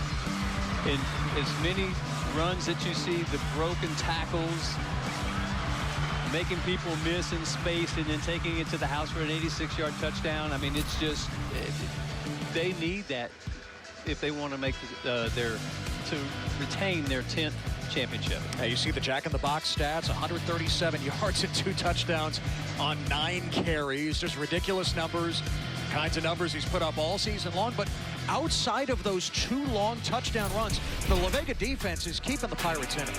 Well, they're getting penetration from the front 4, and they got some big bodies that they're slinging around there, and their secondary is flawless as they're covering the Carthage receivers.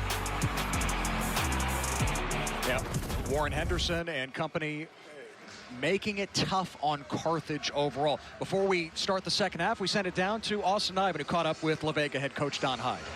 Coach, down just 1 touchdown. Why do you have the confidence in your sophomore quarterback in this offense that they can come back? Oh, they just made plays all year. You know, sometimes you get kind of starry-eyed in the big moments, and so we're hoping that first half setting down a little bit and we can get out here and execute the way we're supposed to. What will be required to come back here in the second half? We're going to tackle better defensively, and we're going to move the ball offensively. This first possession is going to be huge for us right now. Thank you, Coach. Thank you. Man, a few words. Don Hyde. And this is critical. La Vega has the ball, Shay, to start the second half. Well, I mean, it's a great opportunity for them and for them to be in a position where they can either put some points on the board, get a little bit closer, or maybe tie it. But, I mean, right now it's anybody's game, and it's going to be the team that plays more fundamental in the second half is going to win the championship. Oh, you mentioned that the production has just jumped off the chart here in the playoffs. Better than 51 points a game here in the postseason. Early in district, Hyde chastised his offensive line. They were struggling to run it a few games. He said, this is the worst offensive line in La Vega history. Message received. They have cranked it up since then. Good on the return for La Vega to open the second half.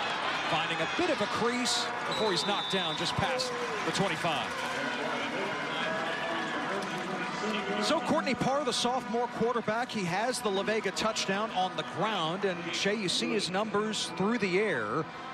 There have been some openings here and there against the Carthage secondary. Yeah, but a little bit of hit and miss with them, though. I mean, he had to scramble for his life to make the biggest play of the half, of the first half for La Vega, when he spun around and avoided 2 tacklers from Carthage and then rolled all the way to sideline, and then somehow he threw a ball to DeGreat, and that put them in position to score the touchdown. Surprising that Jabari Thornton, our top receiver, does not have a catch yet. Bryson Rowland, their 2,000-yard rusher, just lost a yard. Same story as the first half. Braylon Allison with the penetration. I think Braylon Allison made contact as soon as the ball was delivered to Bryson Rowland. Carson Crawford there to clean it up at the end. You know, I like when you see the big defensive tackles and they make a big play like they just did it. They just kind of have, they just have that look in their eye. You go like, man, I don't want to mess with that dude. Part of throw, he guns it low for Thornton, right on cue, trying to get him going. And Clayton Ingram, the middle linebacker, was the closest to him. Ball came in a little too hot and a little too low. Jabari Thornton, though, he usually makes that catch. And suddenly it's 3rd and 11 for La Vega.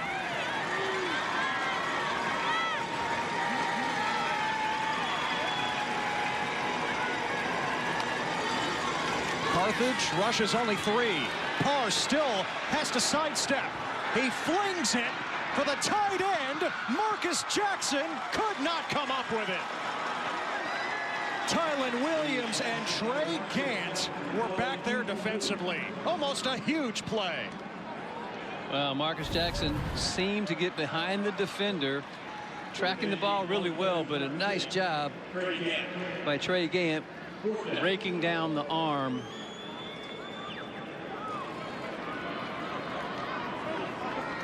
And Parr knew they were that close. So a 3 and out for La Vega to start the half. Oh, high snap. Escada has to rush it. It just went sky high. That dies at the 38-yard line of La Vega. That's a 12-yard punt.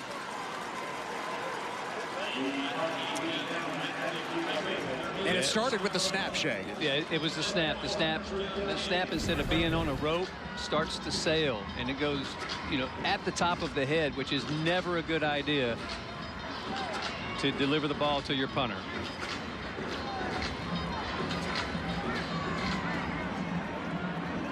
Looked like a lazy, underhanded softball pitch of a snap. And that affects the timing of everything. So Carthage from the La Vega 38.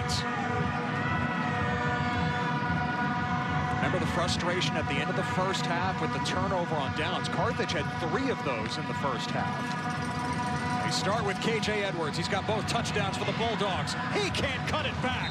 The window closed quickly. Warren Richardson there along with Cade Balch. Loss of 4. Now, when you're one of the best people on the field, you will try to make a move like this. It is never a good idea to cut back across the grain, especially with the defense that's dialed in and teed up, knowing exactly what they want to do. You cannot outrun those guys. Now, Warren Richardson wearing number 19, the converted receiver. He's become a menace on defense. You know, he struggled with the position. He had drops galore. And Don Hyde said, I saw him hit somebody in practice one day. I just had this idea. And sure enough, he's become a star defensive end. Second down, Edwards straight ahead this time. And Edwards takes a lick from Jeremiah Jones. Picks up 3 yards, and it's 3rd and 11. Coming in waves, Cade Balch was the first guy to make contact with the runner, and 2 or 3 yellow jerseys showed up in a hurry. Hyde says that It was 6 years ago. He had a player named DeMar Hayes, who ended up at UTEP as a defensive end. He also started his career at receiver. It was the same story as Richardson here in 2024. See if Richardson can tee off here on 3rd and 11. Empty gun for Jet Surratt. Guns it, and it's dropped by Cade Ross, the quarterback's best friend. 4th down. Looked like that ball might have been a little bit behind Ross. Take another look. I think that's the 2nd or 3rd time that we've seen a Carthage receiver just at the very millisecond that they need to be watching the ball, they're turning their head downfield. Carthage going for it again on 4th down. They were just 1 of 4 in the first half. Bulldogs need 11 here. Play clock down to 1. Jet Surratt's got to hurry, and the flag is thrown. Delay of game, offense, 5-yard penalty, 4th down. So do you go for it on 4th and 16 now? Repeat. Scott Surratt saying, you know what? Yeah, the clock. No seconds left. I mean, Jet Surratt and the offense remain out there. And again, he did quick kick it once there in the first half. Will he do it here on 4th and 16? No return man for La Vega.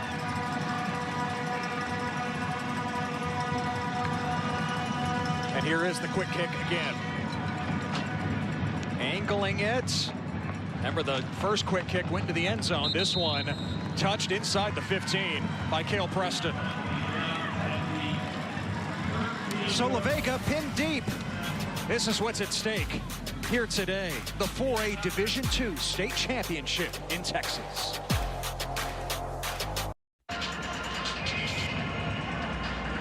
Welcome back to AT&T Stadium. Carthage up 14-7 in this one. Coach Surratt has his defensive coordinator, Darren Preston, to thank for the way the defense is playing today, but he can also thank him for introducing him to his wife. The two grew up best friends, and they actually married twin sisters. Coach Surratt and Coach Preston both have sons now on the team. They are seniors and best friends. They grew up more like brothers, actually, than best friends. They live down the street from each other. They hang out all the time during football season, and then in the off season, they're always golfing together. But Coach Surratt made sure to tell us that Coach Preston usually isn't allowed to come golfing with them because he can't usually hang. So it's just Surratt taking Preston, or taking Cale and Jet to go golfing. The ties that bind, Austin, right? Exactly. Incredible that Surratt and Preston married twin sisters who are cousins of the legend Barry Switzer. This drive starts with Bryson Rowland tumbling down to the 18-yard line for a pickup of 4.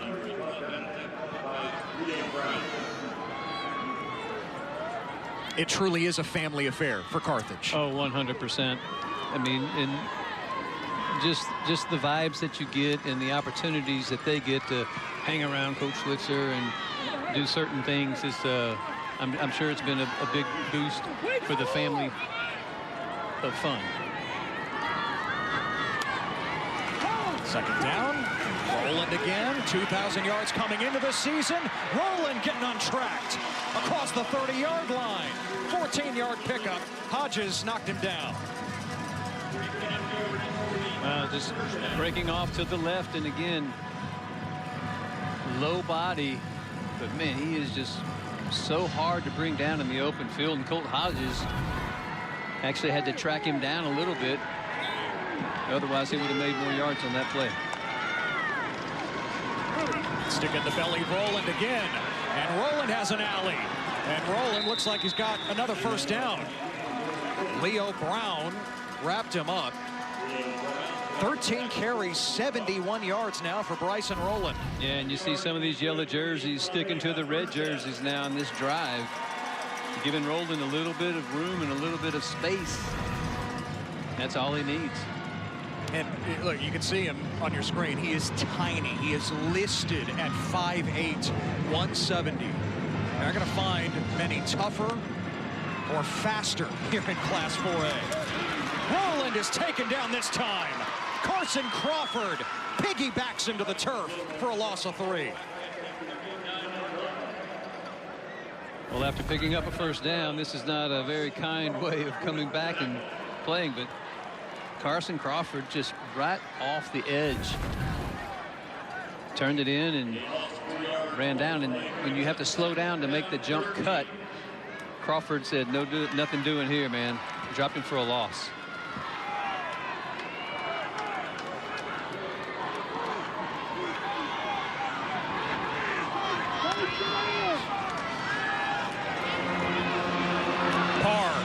A deep shot and a tip drill, almost an interception. Leo Brown got his hands on it. Tylen Williams almost came up with the pick for Carthage. Yeah, I like the coverage. Leo Brown coming across the face of the receiver. And that was close to being picked off. I like the aggressiveness going downfield. Just not where there's one of your guys and 3 of the other guys. Sophomore quarterback. Don Hyde said it this week. That's the one thing he's got to improve at.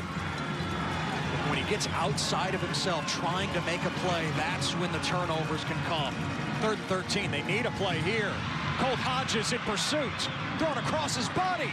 DeGrate the catch. Gets a block from Jackson. And DeGrate right near the sticks. Move the chains. Wow, 3rd and 13. James DeGrate, I don't know how he did it. He gave up yards. I'm going to take another look after the pass was completed.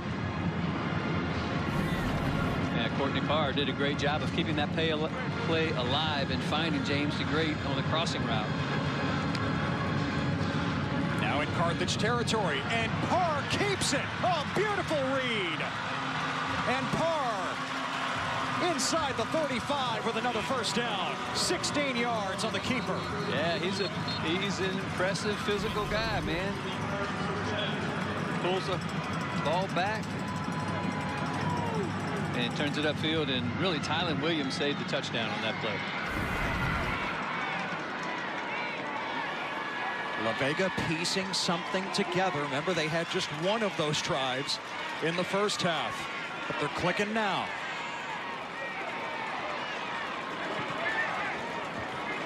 Just past the midway mark of this 3rd quarter in the 4A Division II state championship game. Rowland going to turn upfield and stopped at the 27 after a gain of 4 by James Morrow. Yeah, Macarius Cooper came in off the edge, and he's that weak side backer that they talk about his speed so much. And man, he was 100 miles an hour running in and taking down the tackle. Now Cooper became a starter late in the regular season for Carthage. Not exactly the prototypical linebacker at 5'9", 160, but Scott Surratt says he plays much bigger than his size. 2nd down, Rowland again. And Rowland right near the marker at the 22. Tylen Williams makes the stop. It'll be 3rd and short for La Vega. Zyfe Gonzalez, Darion Robinson doing a great job of blocking and staying on the block, Ted. Like in the first half, they were maybe getting hit and then glancing off. Now they're sticking on the block, and it's creating just enough space for Bryson Rowland to make his moves. Jackson in motion. There'll be a lead block for Rowland. Instead, the fake. DeGrate has a first down. Inside the 15. Quee Beck rips him down, but the drive rolls on. An 8-yard pass play. Yeah, Trey Gant on the coverage. James DeGrate just ran a little curl route in front of him. And that was a great throw by Courtney Parr. A great throw. So a couple of 3rd down conversions for DeGrate on this drive. First down inside the 15. Now given to Rowland. Sheds 1 tackle, and he couldn't get rid of Quee Beck. Colt Hodges was shot out of a cannon, ran right through, and he went right by Bryson Rowland. Well, he timed that beautifully. And a blocker on him. Offensive line. Oh, my goodness. Great play. Force Rowland to bounce it there, right into Beck. So 9 tackles for loss for the Carthage D. Rowland trying to sweep. He has nowhere to go. Braylon Allison this time. Man, every member of that Carthage defensive line rising up today. Yeah, they're contributing big time. I mean, Braylon Allison just swallows up Rowland. I mean, he's got really nowhere to go, and he's just trying to find. All he needs is a crease, and he can't find it. Braylon Allison's, man, great play, great tackle. 3rd and 15 here. La Vega is within Giovanni Esqueda's range. See how they play it. Parr on the move. Parr dancing. Parr again buying time, and time runs out thanks to Carson Crawford. You can dance only so long as Crawford flexes on him. It's 4th down. Yeah, Carson Crawford had enough of this dillying around and not able to bring him down. I mean, he just turns on the jets, draws a line and a beat, and just nails Courtney Parr. Great play there, Carson Crawford. A loss of 8, which pushes La Vega to the edge of Esqueda's range here. The offense still out there at the moment on 4th and extremely long.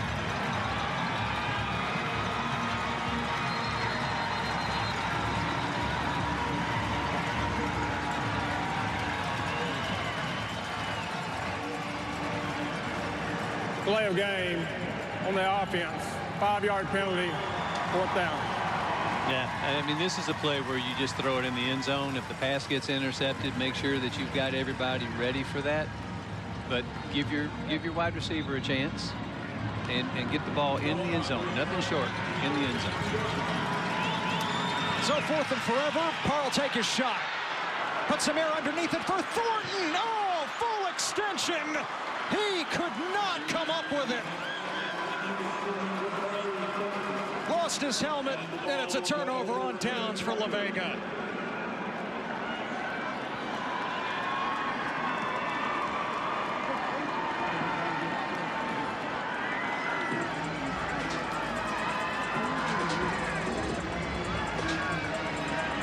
Jabari Thornton, 1,400 yards on the year, Power 4 offers. That's who Courtney Parr was locked onto. They were that close to a touchdown on 4th down. Score remains 14-7 Carthage. The UIL State Football Championships are brought to you by Jack in the Box, proud sponsor of the UIL Championships. By Ford. Visit your local Texas Ford dealer. Ford is the best in Texas. By Texas Farm Bureau Insurance, proud official sponsor of the UIL. And by Baylor Scott & White Health, changing healthcare for the better. From 2-a-days in August, the road leads here to Arlington for the UIL State Championships. Ted Emmerich, Shay Walker, Austin Ivan, our entire crew. This is the Class 4A Division II state title game, and after Carthage forced a turnover on downs, the Bulldogs take over up 14-7, again chasing their 10th state title. Only one other school in the state has won double-digit state football championships. That's Aledo with a dozen. Shay, you have been so impressed by the way Don Hyde's defense has matched up overall with Carthage today. Yes, I think it's at least a push right now, but the defensive backs for La Vega versus the Carthage receivers, is tipping in the La Vega favor. They're playing it the sound football. They've not made any mistakes or any misreads. And here is Benny Smith. Scott Surratt promised this, talking with Austin, going into the locker room. And Smith picks up 9 yards on first down. He had only 2 carries in the first half. Yeah, he's more of a compact runner than is KJ Edwards. Both of these guys are fantastic talents. Both of them have their benefits, but Benny Smith, he's a little bit more durable. He has been wearing defenses out all season. Now flag. False start. Offense. Number 71. 5-yard penalty. Second down. That's the right guard, Tyler Ortego. Yep. Oh, just fell out of his stance. Didn't even flinch. It was a face Lost his plant. balance. Oh, man. Hoping nobody would see. Yeah. I love the effort. So 2nd and 6. Benny Smith, or Benny the Beast, as he's known as, right behind Surratt, the pistol. And Smith carries it to the 39. Ethan Thompson there to meet him. 3rd down on the way. Yeah, he got the nickname Benny the Beast as a kid. He was powerful even then, playing Pop Warner. His mom didn't like it, and so Scott Surratt said, well, the coaches in youth football, how about Benny the Boat? And Mom liked that better, but he can't shake Benny the Beast. No, well, you know what? Sometimes moms have to be a little bit more understanding. It's not the threatening image that you would want from the Beast to the Boat.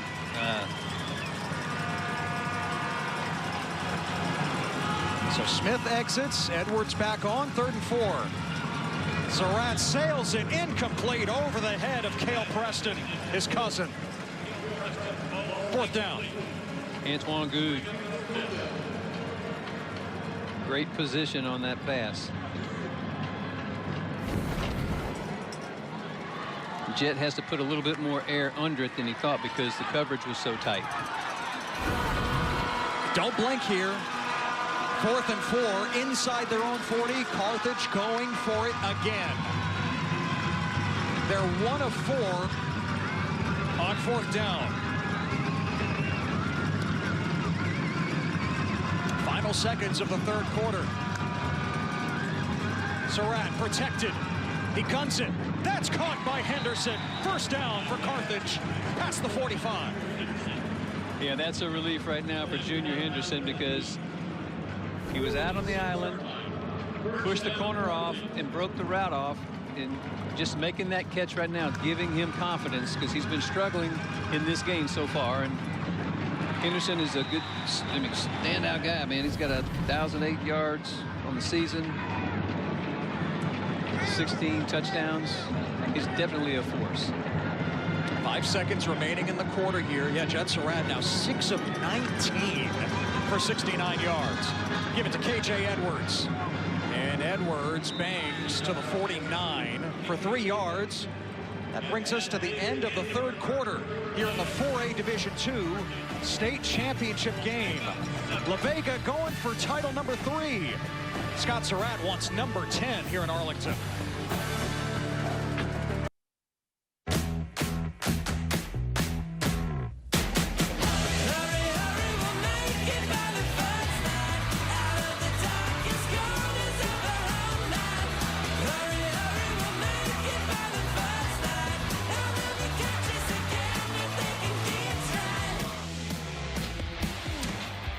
Well, 5 years ago, it was these same 2 teams matching up in the 4A Division II state title game. Yeah, Carthage on the stairway to 7. They were down 14-7 early before Moochie Dixon got going. Now with SMU and in the college football playoff, one of his 3 touchdowns from quarterback Kai Horton. Dixon just could not be covered here at AT&T. 120 yards, 3 touchdowns. Carthage scored 28 unanswered. They won it 42-28. Title number 7 out of 9. And going for number 10 as we start the 4th quarter here in Arlington. Ted Emmerich, Jay Walker, Austin Ivan, our entire crew leading La Vega today 14-7, that was our score at half. And our score now is we begin the final 12 minutes.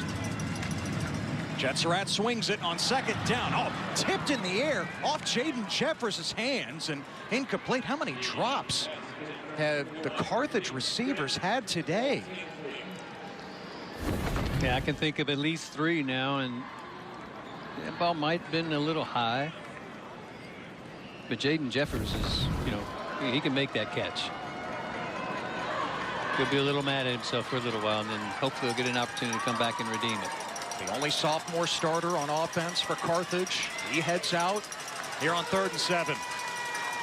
KJ Edwards, who has both of the Carthage touchdowns in the backfield with Jet Surratt, the son of head coach Scott Surratt. Play clock running down.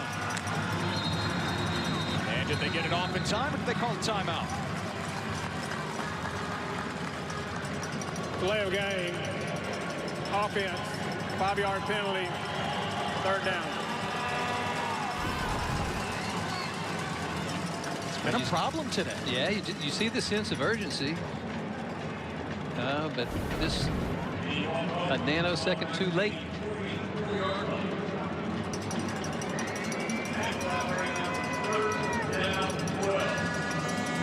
Yeah, so 3rd and 12 now for Carthage.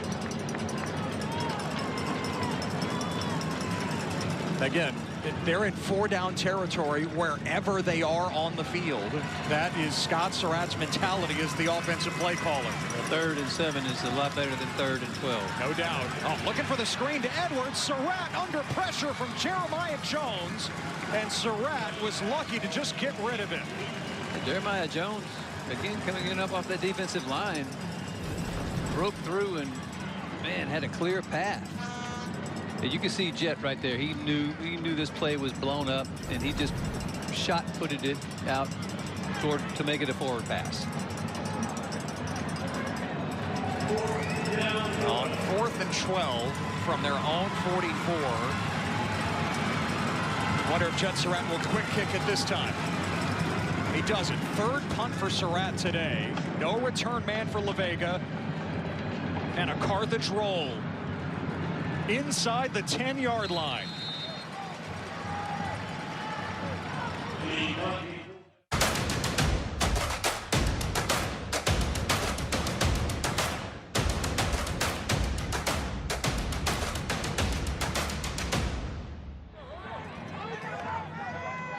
So La Vega hanging in there, down a touchdown against the 9-time champs Carthage. They had something working on that last drive before turning it over on downs close to the red zone.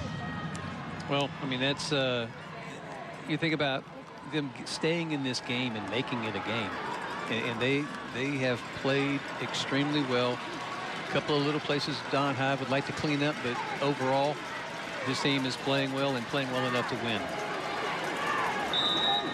I told his team this week, don't get beat by Carthage's mystique. They're not intimidated. They're right there. Oh, no! Albert Jones falls on top of it.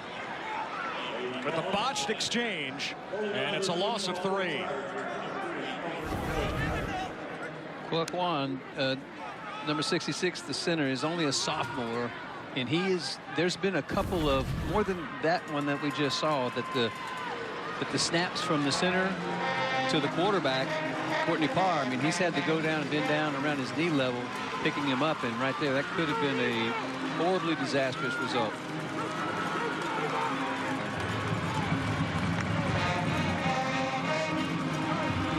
Give it to Jones cleanly this time, and he is ripped down by DeQuivius Beck.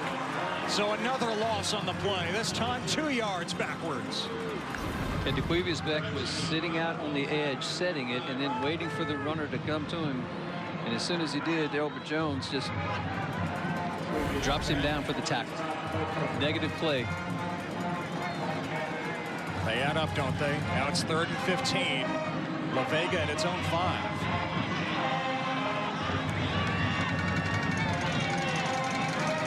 If anything, with the trouble on the snap between the center and the punter on 4th down, you might just want to give Escada a little more room here, at the very least. On the rollout, Parr tosses it away.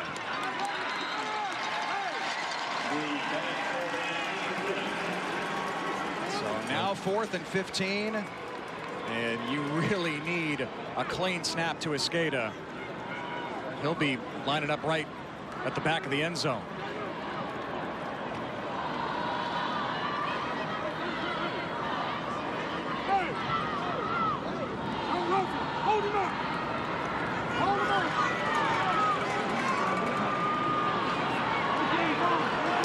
If there is a floating snap here, there is danger. Look at how Carthage stacks the line. They don't really come after Escada, though. And he spirals it ahead.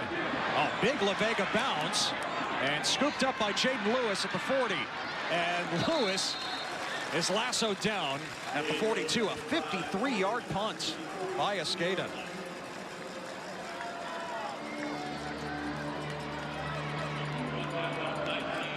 So Carthage has it back. Up a touchdown. 9 minutes and 52 seconds away from state championship number 10. They know this feeling well. They hope to feel it again.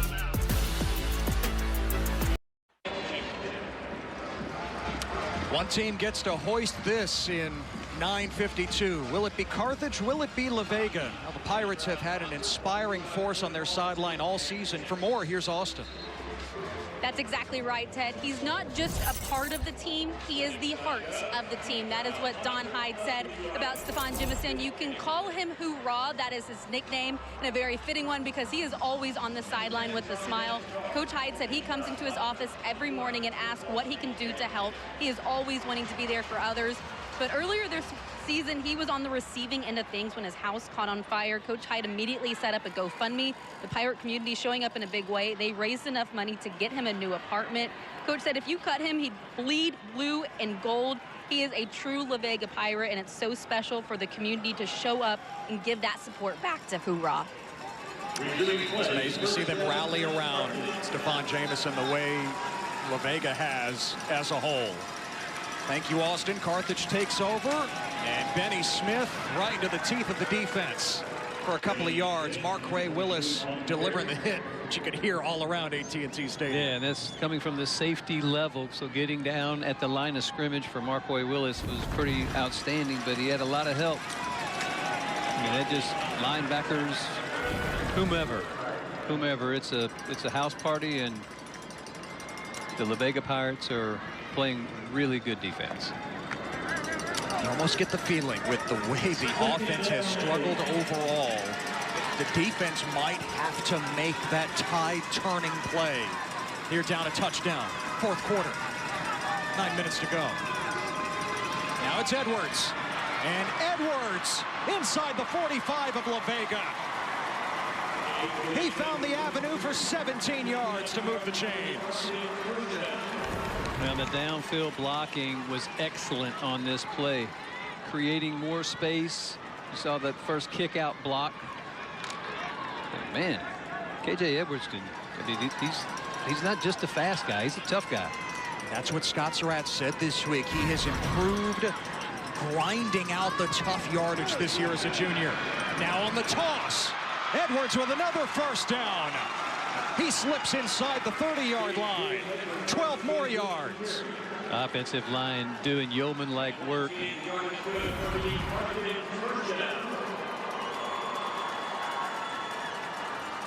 And he doesn't need much room either, does he?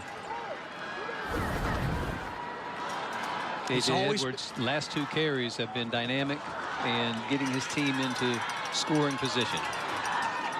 He's always been fast. Big-time player as a sophomore, but more well-rounded as a junior. And yeah, coming back next year. Give it to him again on first down. And this time, La Vega surrounds him. Gain of only 2. Broderick Scott and Johnny Hammond to collaborate.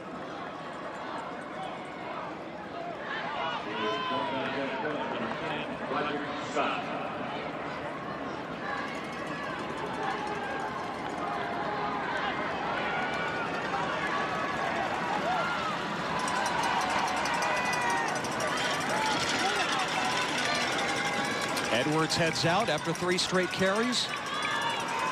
And Benny the Beast takes his place.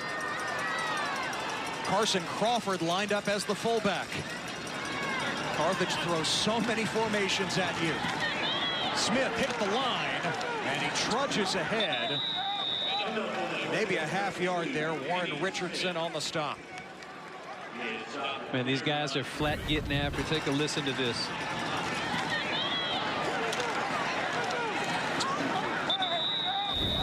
Cade Balch was the first defender there, number 11 for La Vega. The son of La Vega defensive coordinator Eric Balch. Now Smith to the sideline. Edwards back on. Here on 3rd and 8.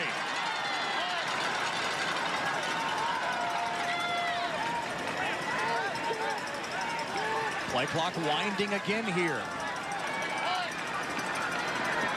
And they're going to have to burn a timeout.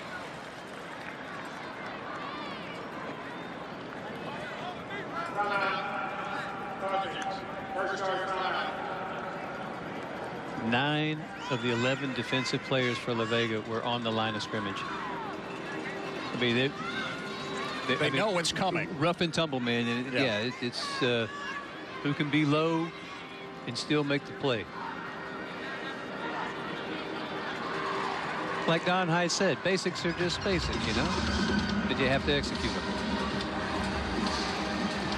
Well, we check out our Texas Farm Bureau Insurance game summary here in the 4A Division II state championship game at AT&T Stadium. Edwards, another 100-yard game for Carthage. He has scored both Bulldog touchdowns. The defense creating all kinds of havoc. La Vega's defense has as well. They just have not been able to build anything consistently offensively against that Carthage front. Well, and a lot of times the La Vega team has been down inside like their 20-yard line, so it's hard to dial up an 80-play drive, excuse me, an 80-yard drive against this defense for Carthage. What do you look for here on 3rd and 8? Well, when you get 9 guys on the line of scrimmage, I want a one-on-one matchup because I know I'm going for it for 4th down anyway. Junior Henderson, Phil Preston, Jeffers, Cade Ross. Yeah, La Vega creeping close to the line again here as Carthage tries to spread them out. Jet Surratt trying to take advantage of the one-on-one matchup. Junior Henderson, touchdown! A 24-yard bullet from Surratt. A 2-score lead for Carthage. And title number 10 is straight ahead. Good design on this play. Separating in, you're going to get your best receiver or your go-to receiver matched up against a guy who's been playing defensive back with flypaper on all game. Jet Surratt threw the ball beautifully in the pocket, like you said, and they saw the motion going away. The slot receiver ran away. You knew it was a one-on-one opportunity, and Carthage performed. Touchdown pass number 52 on the season for Jet Surratt. And Leo Madrano makes it a 21-7 lead for the Bulldogs. Jack in the box scoring drive as Junior Henderson comes up with touchdown number 17 on the year. Just like Edwards in the first half, he's motioning to the ring finger. Ring me. After that drive, it's looking more and more likely.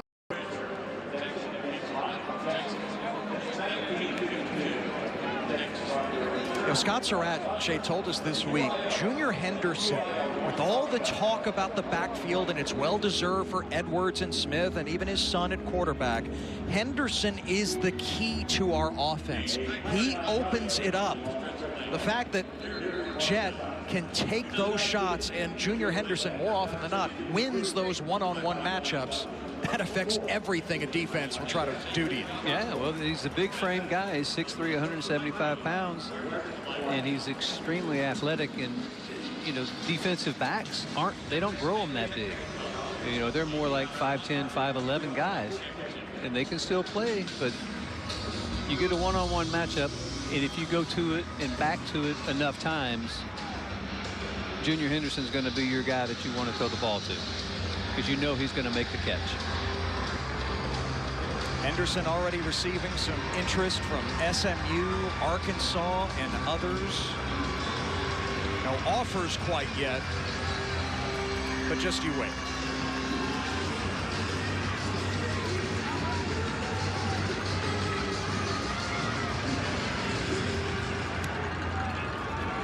Short kick from Medrano, and the fair catch by James DeGrade just past the 30-yard line. Back to the touchdown. One more look.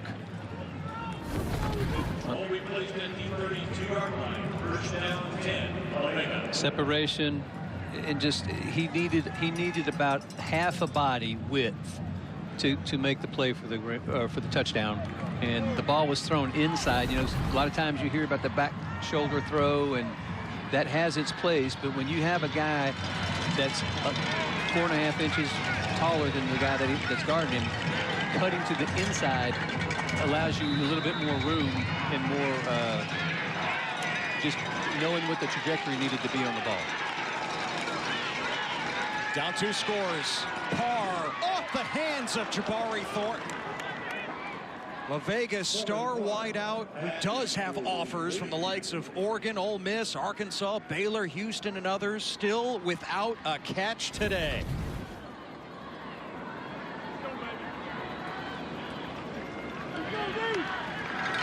Pass was a little offline. Yep, it was up and too far behind him. That ball needs to be down under that shoulder level, no higher. Bryson Rowland. Rowland stepping out of a tackle, and it's a first down across the 45. 15 yards. And La Vega's got to hurry up here. And Rowland making those cuts, making guys miss in space.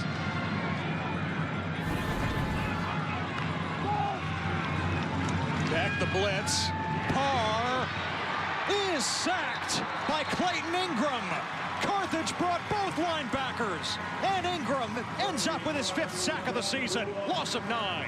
DeQuivius Beck, excuse me, he started it, and then Clayton Ingram finished it up. And this is the first time that they've run that stunt in this so far that we've seen in this game.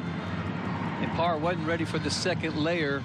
Clayton Ingram, 5'10", 210 pounds. Great job of knocking him to the ground. If you have the last name Ingram at Carthage, you're probably pretty good. Yes, Clayton Ingram, the cousin of Keontae, the former star running back, now with the Kansas City Chiefs. Parr trying to step up, and Parr sacked again. This time, Braylon Allison. Another loss of 9. Carthage is feasting on defense. Now, Courtney Parr's been under duress all day, Shay. Yeah, and it's taken some big hits. Colt Hodges, DeQuivius Beck, Clayton Ingram. Yeah, and how about Carson Crawford? I mean, he's been in the face of the quarterback a lot of the game. And Clayton Ingram coming on that last play really just drove a nail. On 3rd down here, Shay, and Bryson Rowland takes a hard shot from Carson Crawford to gain a 7, and it's 4th down. Yeah, Bryson Rowland is doing everything that he can, and he's running hard, he's running tough, but man, there's some headhunters wearing red jerseys right now. Timeout. La Vega. First. Yeah, La Vega calls time here, 4:10 to go. You see how Carthage has held Rowland in check overall. It's been a few runs here and there, 10, 15 yards, but nothing consistent. Held under 100 yards. That has been so rare this season. Again, Rowland over 2,000 through 15 games. And La Vega faces 4th and 22. And, you know, Scott Surratt told Ivan when he was going to the locker room, and she asked about the defense, he said, we've got a good defense. We've got a good defense. Yep. Led by that man, Darren Preston. Scott Surratt's best friend since they were in diapers growing up. Well, we have 2 more games still to come here on day 3 of the UIL Football State Championships. We switch to 4A Division I in Salina and Kilgore. Salina going for title number 9. Bo Bentley at quarterback. Can't wait for that.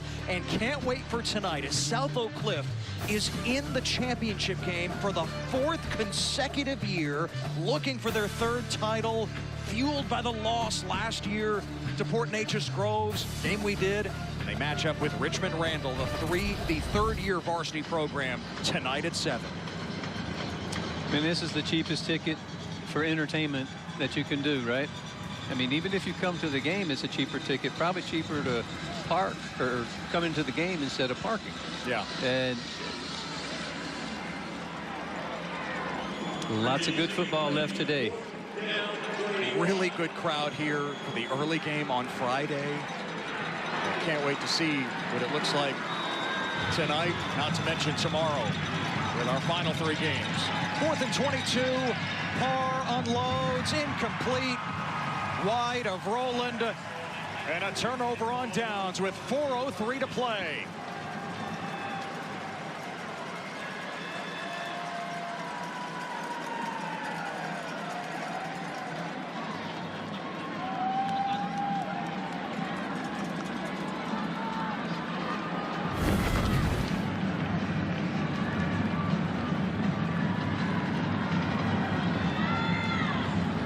Kind of see the footwork there, and that's something I guarantee you head coach Don Hyde is going to work on, is making the footprints work, so you can at least have your body in the right position to throw the ball.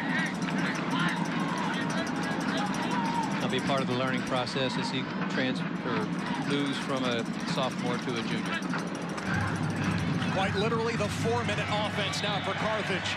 And it's KJ Edwards to the sideline and out of bounds near the 20-yard line. 17 more for Edwards. He's got a $187 on 17 carries. Ted, it looks like we're watching this from our vantage point, and it's in slow motion.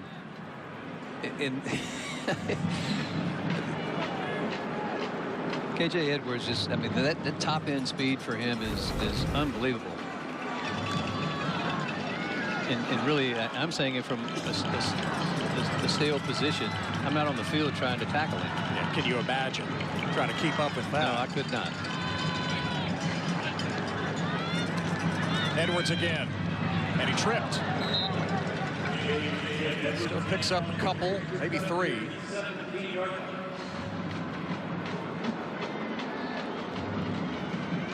KJ Edwards again with a year to go. Member of the class of 2026, could very well end up as the greatest of all the great Carthage running backs.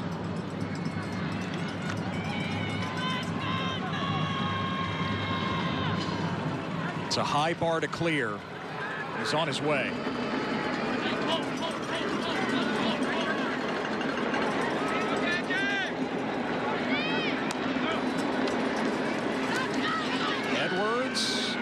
Taken down by Ethan Thompson this time. Loss of a couple, and 3rd down with 3 minutes to play.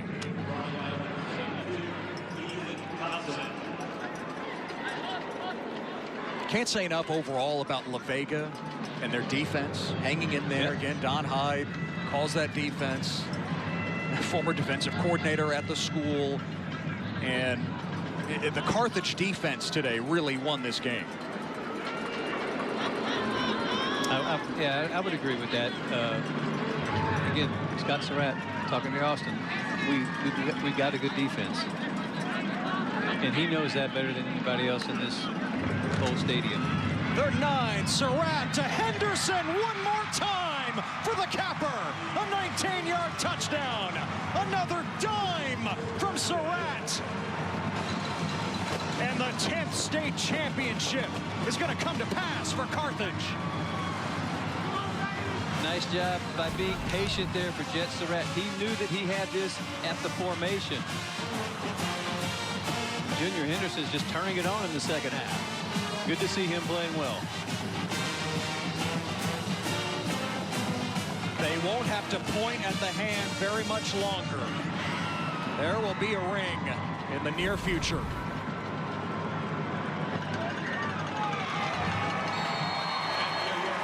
(28-7) Carthage. This was a tie game. Middle of the second quarter before the 86-yard KJ Edwards touchdown run.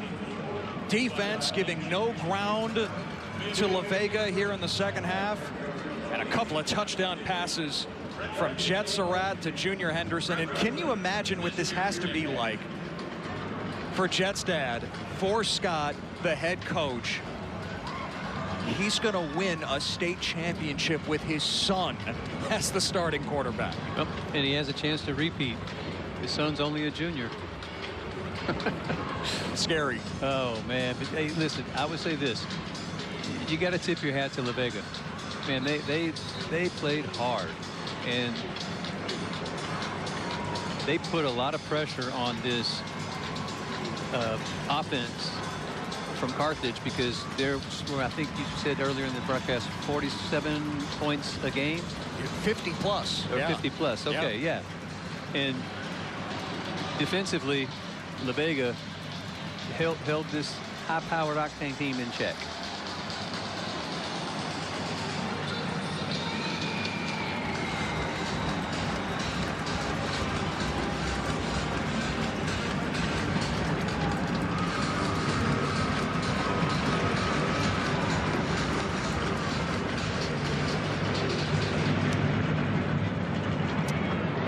Kicks away. Handled by Elbert Jones to the 20-yard line. 2:11 to play here in the 4A Division II state championship game. So yeah, what a special moment that is about to play out.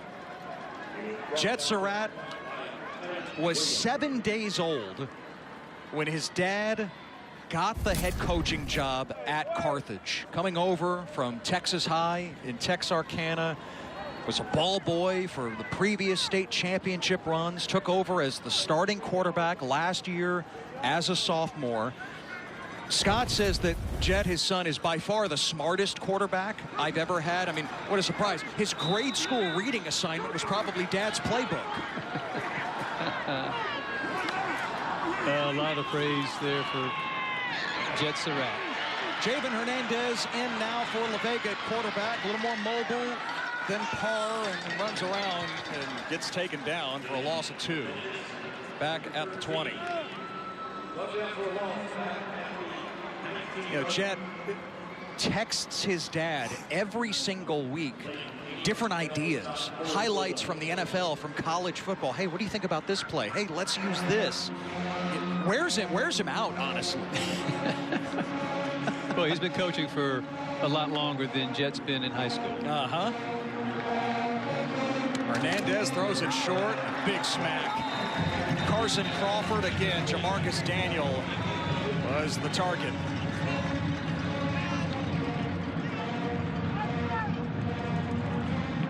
Jet Surratt has lost one competitive game in his football career from high school on down. That was the state quarterfinal against Gilmer in overtime last year. He didn't play, and Carthage's only loss this year was injured before they played Kilgore, which we'll see coming up in the 4A Division I title game. Third down, Hernandez brushes off one man and carries a couple past the 25, but well short of the line to gain. And Scott told us this week they're best friends, he and son. Like, they spend so much time in the field house, yes. They also spend a ton of time on the golf course. In fact, Dad is not just his football coach, he's also his swing coach. That's pretty impressive. And I think I heard Scott Surratt saying something about the ball speed from Jet. It's like 200 miles per hour. I don't know if it's that much, but it is ridiculous. Or it's 200 something, whatever the measurement is. Right. Holy moly. 4th and 4, and the draw to Albert Jones. And Jones with the first down as we near the minute mark. Junior Henderson on the receiving end of both of Jet Surratt's touchdown passes here in the second half. Both coming in the fourth quarter to put this game away.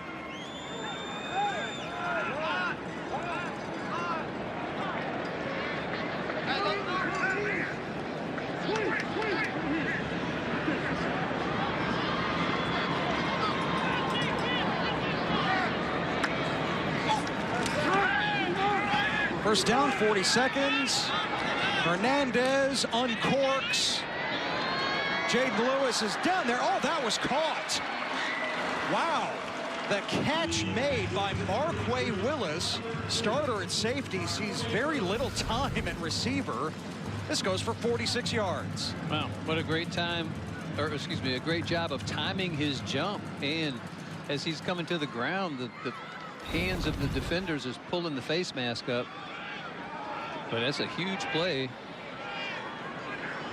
and a big pickup. Hernandez guns it and incomplete. Leo Brown is trying to scoop it up. And you see Jet with Mom Summer. Again, a cousin of Barry Switzer. A special family in East Texas. I'd say we're looking at the first family with all the state championships that have come the Surratt's way. Hernandez the lob. That's caught by Thornton. His first catch today. It's 1st and goal inside the 5. 7 seconds to go. Trey Gant. We could hear the hit from up here in the booth. La Vega fighting to see if they can get a touchdown on the board in the allotted amount of time. 3 seconds left. Well, they get the snap off. Final play, and Hernandez drives in for the touchdown to end this one. So a touchdown led by the backup quarterback, Javen Hernandez, to close things out. And 10 fingers are already in the air. They should be for Scott Surratt. Extra point will be attempted here by Giovanni Esqueda.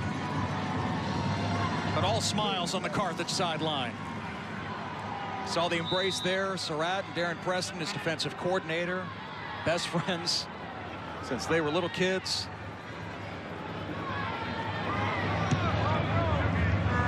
And that does it. A perfect 10 for Carthage and Scott Surratt. Nobody's won more state football championships than that man. Surratt does it again at Carthage. The Bulldogs knock off La Vega 28-14 to claim the 4A Division II state championship of Texas.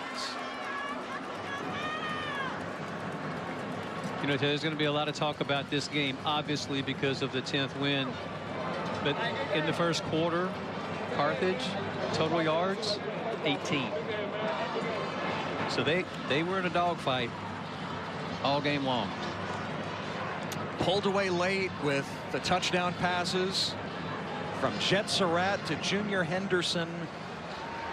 But this was knockdown, drag out for a majority of the game. And the fourth down attempts and what that could have been or could have meant, you think you have better field position. Obviously, you do have better field position because they didn't punt the football. But the defense for Carthage really stood tall today when they needed to.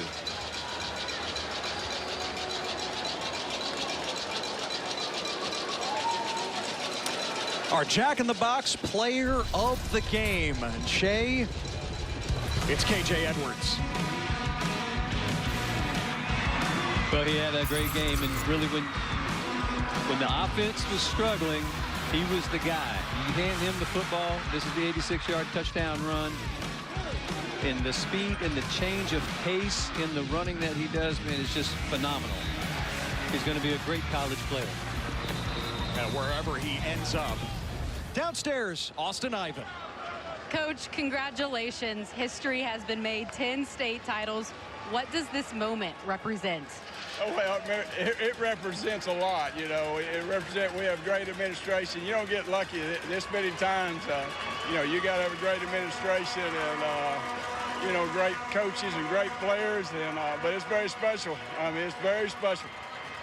You took this job. Jet was just a week old. Now he's the starting quarterback, and he's a state champion as well. This has been something you've dreamed about. How special is this moment? Oh, it's unbelievable. It's the highlight of my career to win one with him. I told him I'd give all of them away to win one with him. And, you know, now I'm not giving any of them away, that's for sure. But, man, I don't know. I love this game. I love the community of Carthage. The fans, it's unbelievable. You know, my wife, we're both crying over there. I mean, you know, she's so beautiful. And I mean, I don't know. We're just excited. But my son, you know, he didn't make every throw today, but he made some good throws at the end. And but man, our defense.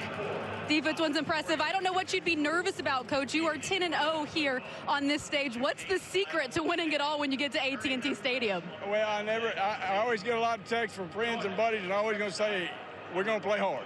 And I said, we're going to play hard. That's all I promised. And, you know, and we played hard, and we kept playing. And, you know, luckily we're standing here. You play hard, the rest takes care of itself. Congratulations, Coach. What an accomplishment. Thank you, ma'am. Go Dogs. Number 10. A ring for every finger for Carthage. 10 state titles. Now Carthage solo second in UIL history, behind only Aledo, which actually isn't here this week. That's a rarity, just like it's a rarity when Carthage doesn't make it here to Arlington. But number 10 today for number 9, Jet Surratt. It's his first, the junior quarterback, doing it with Dad. How special? Yeah, you could tell from Scott that his relationship with his son is just impeccable. And you know, people be desirous of that kind of a relationship with your kids. And to win a state championship with your son, that's impressive. He remembers the bitter disappointment last year, losing in the state quarterfinals. I mean, that it goes down as one of the worst seasons in Scott Surratt's tenure. Somehow, that's the bar now, making it here and winning it all. They come back. Not just Jet Surratt, a lot of other returning starters. And after the opening loss to Kilgore way back in late August, when Surratt was not available because of an injury, they put together 15 consecutive wins, 28-14 here today. And Scott, his wife Summer, son Jet, all can celebrate. Yeah, family affair.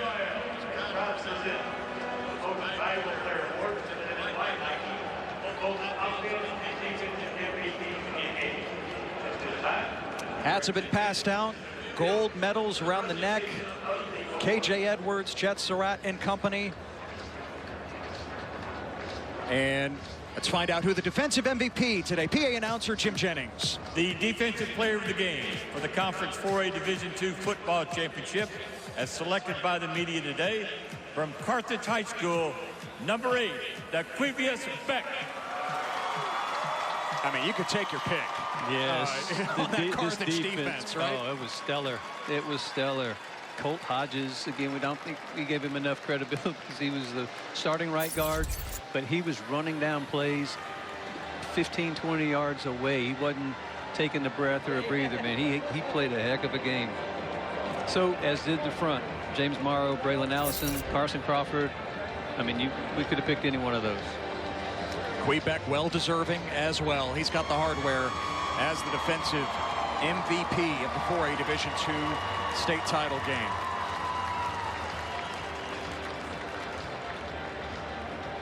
There's the smile now from Quebec. No smile at first. Now the smile. You're a state champion.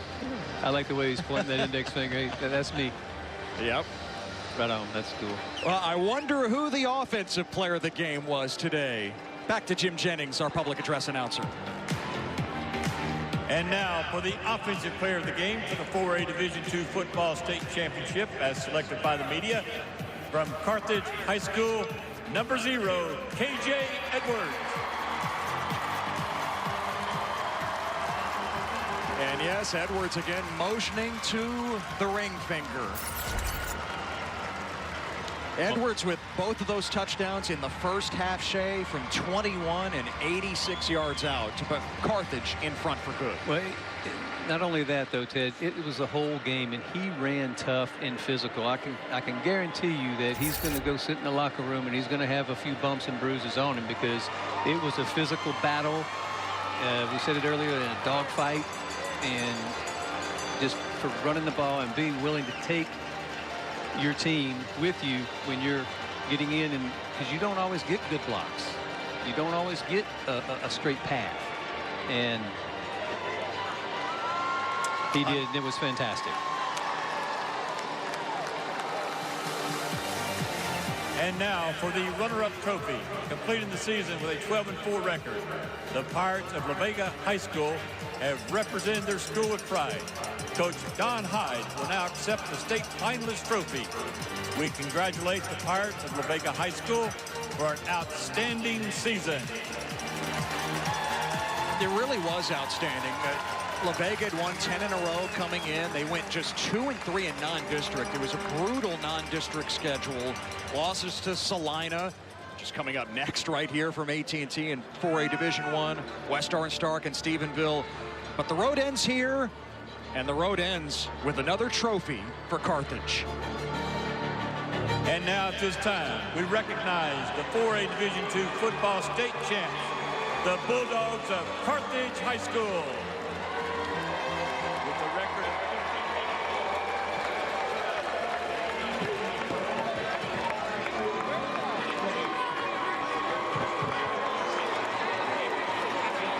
Scott Surratt has done this 9 times before, and this one is extra sweet. With his son at quarterback. Number 10 for Carthage. 28-14 over La Vega. First game of 3 here today in Arlington. Coming up, Kilgore and Salina in 4A Division I. That's South Oak Cliff and Richmond Randall in the 5A Division II state title game at 7 o'clock. For Shea Walker, Austin Ivan, our entire terrific crew, this is Ted Emmerich saying so long. Stick around for Championship Live. Aaron, Tep, Coach, Pickle, the whole crew, right after this.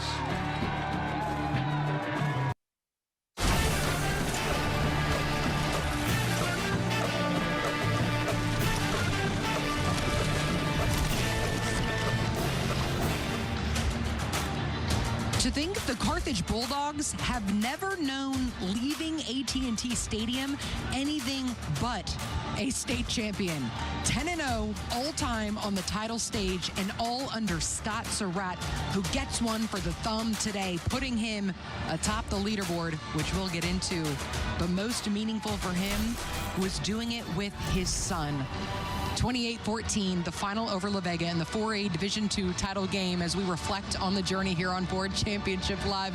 Aaron Hardigan, thrilled to have you with us, along the coach with 12 state championship rings, Ken Purcell, and both Ashley Pickle and Greg Tepper of Dave Campbell's Texas Football and TexasFootball.com. And my biggest question following that one for the thumb is he actually going to wear the rings or keep them in the plastic sack with all the others at this point, Tep?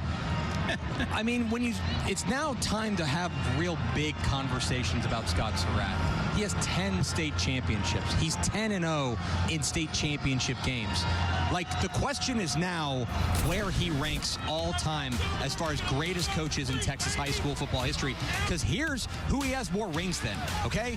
Gordon Wood, Tim Buchanan, and G.A. Moore Ashley Pickle, that is a list, that is a Mount Rushmore right there, and Scott Surratt has more titles than them. It really is. It feels like almost the forthcoming of Mount Rushmore being completed, and I think that this win in particular says a lot about the coach that he is, because there have been many of times where we've seen Carthage have a 50-point, 60-point lead heading into the fourth quarter. Not today. This was a gritty win. This was one that was a one-score game at halftime, and they had to come out and actually play their best football to try and beat this Waco La Vega team. I think that this shows not only that Scott Surratt needs to legitimately be considered the best coach of all time in Texas high school football coach, but to do it in this fashion, especially with his son at quarterback, was really special. Oh, it is special, especially with the son at quarterback. If you're going to use state championships as a measuring stick, no doubt he is the top right now. But I've always said coaching, and the essence of coaching is not about plaques and rings, but how many young men's lives you affect as you win those rings and as you go through the state championship run. You know, when your kids come back and see you 5 years from now, 6 years from now, that's one of the most important times and rewarding times for a coach. I always said the rings will end up in a closet somewhere at some point in time, but those kids don't. They'll remember you forever. Or in a big case, like you keep your rings. And you mentioned the most rewarding aspect. Yeah, he's the leader in titles as a head coach in the UIL. But most meaningful for him was doing it with his son, Jet, who was a week old when Scott took the job at Carthage in 2007. And here is his son leading him to a ring for all 10 fingers for him. But Scott will be the first to credit the other side of the ball today. In fact, it's good enough to be our Texas Farm Bureau Insurance game summary. Can we talk about the Bulldogs defense showing up today on this stage? The defense was stout in every single aspect, specifically on the offensive line, or the defensive line rather, Tepper, to be able to hold not only Bryce and Roland, but also Farr there. Just the amount of pressure that they were able to put on him consistently was the deciding factor in this game, if you ask me. Here's a weird take. Was Scott Surratt even the best coach on his own staff today? Because defensive coordinator Darren Preston was pushing all the right buttons today, getting into the backfield, and Quave Beck was all over the place, the defensive MVP. This was a defensive masterclass, and what they did was they took away the run for La Vega. That is where La Vega butters their bread, right? They want to run the ball. Yeah, they can throw the ball a little bit with their quarterback, Courtney Parr, but in the end, Coach, they're a team that wants to run the ball, and I know that coaches say it's an old adage, stop the run the ball, and you're going to win the ball game. Kind of the name of the ball game for Carthage today. Well, you know, I talked to Scott Surratt before the game, and he brought up something. He said, I got some of the greatest coordinators and coaches. He said, I just love those guys. I was making a joke. I said, there's supposed to be somebody real smart out there. He said, it's not me. It's those coaches behind me over here. And it's that type of attitude and that type of perspective that makes him such a winner. He understands that it's a staff, it's a team, and in Carthage case, it's a community. It's a culture. I was looking at the stands at the number on one side and on the other, and the red side was unbelievable today. So they've really made a culture in there, and he's part of it. Coach, you're exactly right. And one of the other things about that staff has stayed together, like staff retention, because these guys are obviously high-profile, offensive and defense coordinators, assistants, right? Their phones are ringing, but they have stayed in Carthage to help build that program into the juggernaut that it is, which is, I mean, quite frankly, it's the Texas high school football program of record right now. They've got 10 titles since 2009. And they've usually done it, as Greg Tepper likes to say, running the dang ball. Can we talk about junior running back KJ Edwards here today? I mean, they've had a plethora of stars coming out of that backfield, Coach, but this young man behind Jet Surratt was a terror today for La Vega. You know, yes, he's unbelievable. But I must tell you, La Vega's defense played well today. I mean, we were going into the halftime, and he has not been able to break it out. And then finally, look at this run. He breaks 3 or 4 tackles. Then he turns on the speed. Number 4, the safety can't come close to catching him. So he's a great young athlete, and he did a great job against a tough La Vega defense. Yeah, he doesn't quiver at the thought of inviting contact in the defensive line. I mean, you see just how tenacious that he is to keep pushing forward, and that is where those 2 breakaway plays came from. He was able to get past the defensive line. Neither of those were really popping out to the edge and trying to catch him on the outside. That was, hey, I'm going to run exactly up the middle and then make you pay for it. Yeah, he ran into the teeth of this ferocious La Vega defense over and over and over, and eventually he broke that big play there that I thought was really the difference maker and probably the biggest play of the ball game. I thought that he was masterful, and that offensive line went to work. It was tough sledding, Coach. You mentioned it, against this La Vega defense, which had plenty of stomach for the fight, but in the end, KJ Edwards and that running game found a way through. KJ Edwards, our Baylor Scott and White Health game diagnosis player of the game, and standing by now with Austin Ivan. KJ, congratulations, offensive MVP. You just told me you've been a little banged up this season, but what was the mindset coming into this one? Well, I got to think about O-line. You know, they did a phenomenal job, and you know, I just want to thank them with that this performance I had. So you know, I just want to thank the O-line up front, and then you know, we just had to do it for the community, because you know, why not be playing for the Dogs, especially in a state game. Take me through that explosive 86-yard touchdown run you had. Well, all I know, I just had to get through there, and then you know, I just busted it open. And then you know, my getaway speed. What's it like playing for someone like Coach Surratt, a legendary coach? I mean, it means a lot. You know, who wouldn't want to play for a program, especially like Carthage, that's in the state year-round? So, you know, it's just a blessing playing for this program. What is it like in the offseason as you guys handle the pressure? You know the expectations every year. How did you guys accomplish yet another state championship? Well, you know, last year we quite didn't get the job done, but, you know, this year we had a chip on our shoulder. So, you know, coming up into this game, you know, we just put in hard work. Just a junior, you'll be back next year. No. Congratulations. Go celebrate with your guys. KJ Edwards, a deserving offensive MVP, and Coach, one thing I think is fascinating, Austin Ivan asked him, what's it like to play for Scott Surratt? And he said, it's a privilege to play for this program. He didn't say for this coach, he said to play for this program. And I think that speaks to, again, the leadership of Scott Surratt. That's not about him, it's about the entire team. Yes, and as I said earlier, his assistants share that. You know, you said they do get calls every year. That defensive coordinator, offensive coordinator, they get calls from school districts offering money to come be our head coach. They're happy where they're at. Why would you leave? I know you want to be your own head coach, but in Carthage, we have such a culture, such a great winning culture, a community. Why would you want to leave? Scott Surratt, 10-0 in title games. He sits in solo company atop the leaderboard in terms of those chips, and he did it today with his son, who was a week old back when he took the job at Carthage in 2007. Jet Surratt now joining our Austin Ivan. Jet, watching your dad coach has been your memory for as long as you can remember, but now getting to play for him and be a state champion, what did he tell you after this one? I mean, it's just to be here is awesome, and it's truly a blessing to just be able to play for a 10th, and with him as my coach is incredible. He just told me how much he loved me and how proud of me he was. What's it like playing for him? Interesting. I mean, it's fun, no doubt, but he stays on me 24/7. He's on me more than anybody else, so which I wouldn't have it any other way. So. 10 state titles for your dad. This is the first one for you. Where do we keep all the bling at the Surratt household? I believe he has a little cage, but I think he used to hold it in some little sack thing. I mean, I don't even know what it was, but it was something weird. I don't know. You don't even go home and look at it? No, ma'am, not really. I mean, they're awesome to remember the 9, but this one's the most important just because it's the next one. All right, you just told me you're hungry. You're ready for some lunch. Yeah. What's the championship post-game meal going to be? I'm hoping Chick-fil-A. I'm hungry, real hungry. So I'm hoping a number 1 with no pickles. All right, and just a junior, you guys have a chance to come back next year. What's the mindset as you guys try to do it again? Same thing, you know, just play one snap at a time and not remember what we did this year, but just keep playing and move on to the next. Well, hey, how about you go enjoy this one for now? Congratulations, Jet. Thank you so much.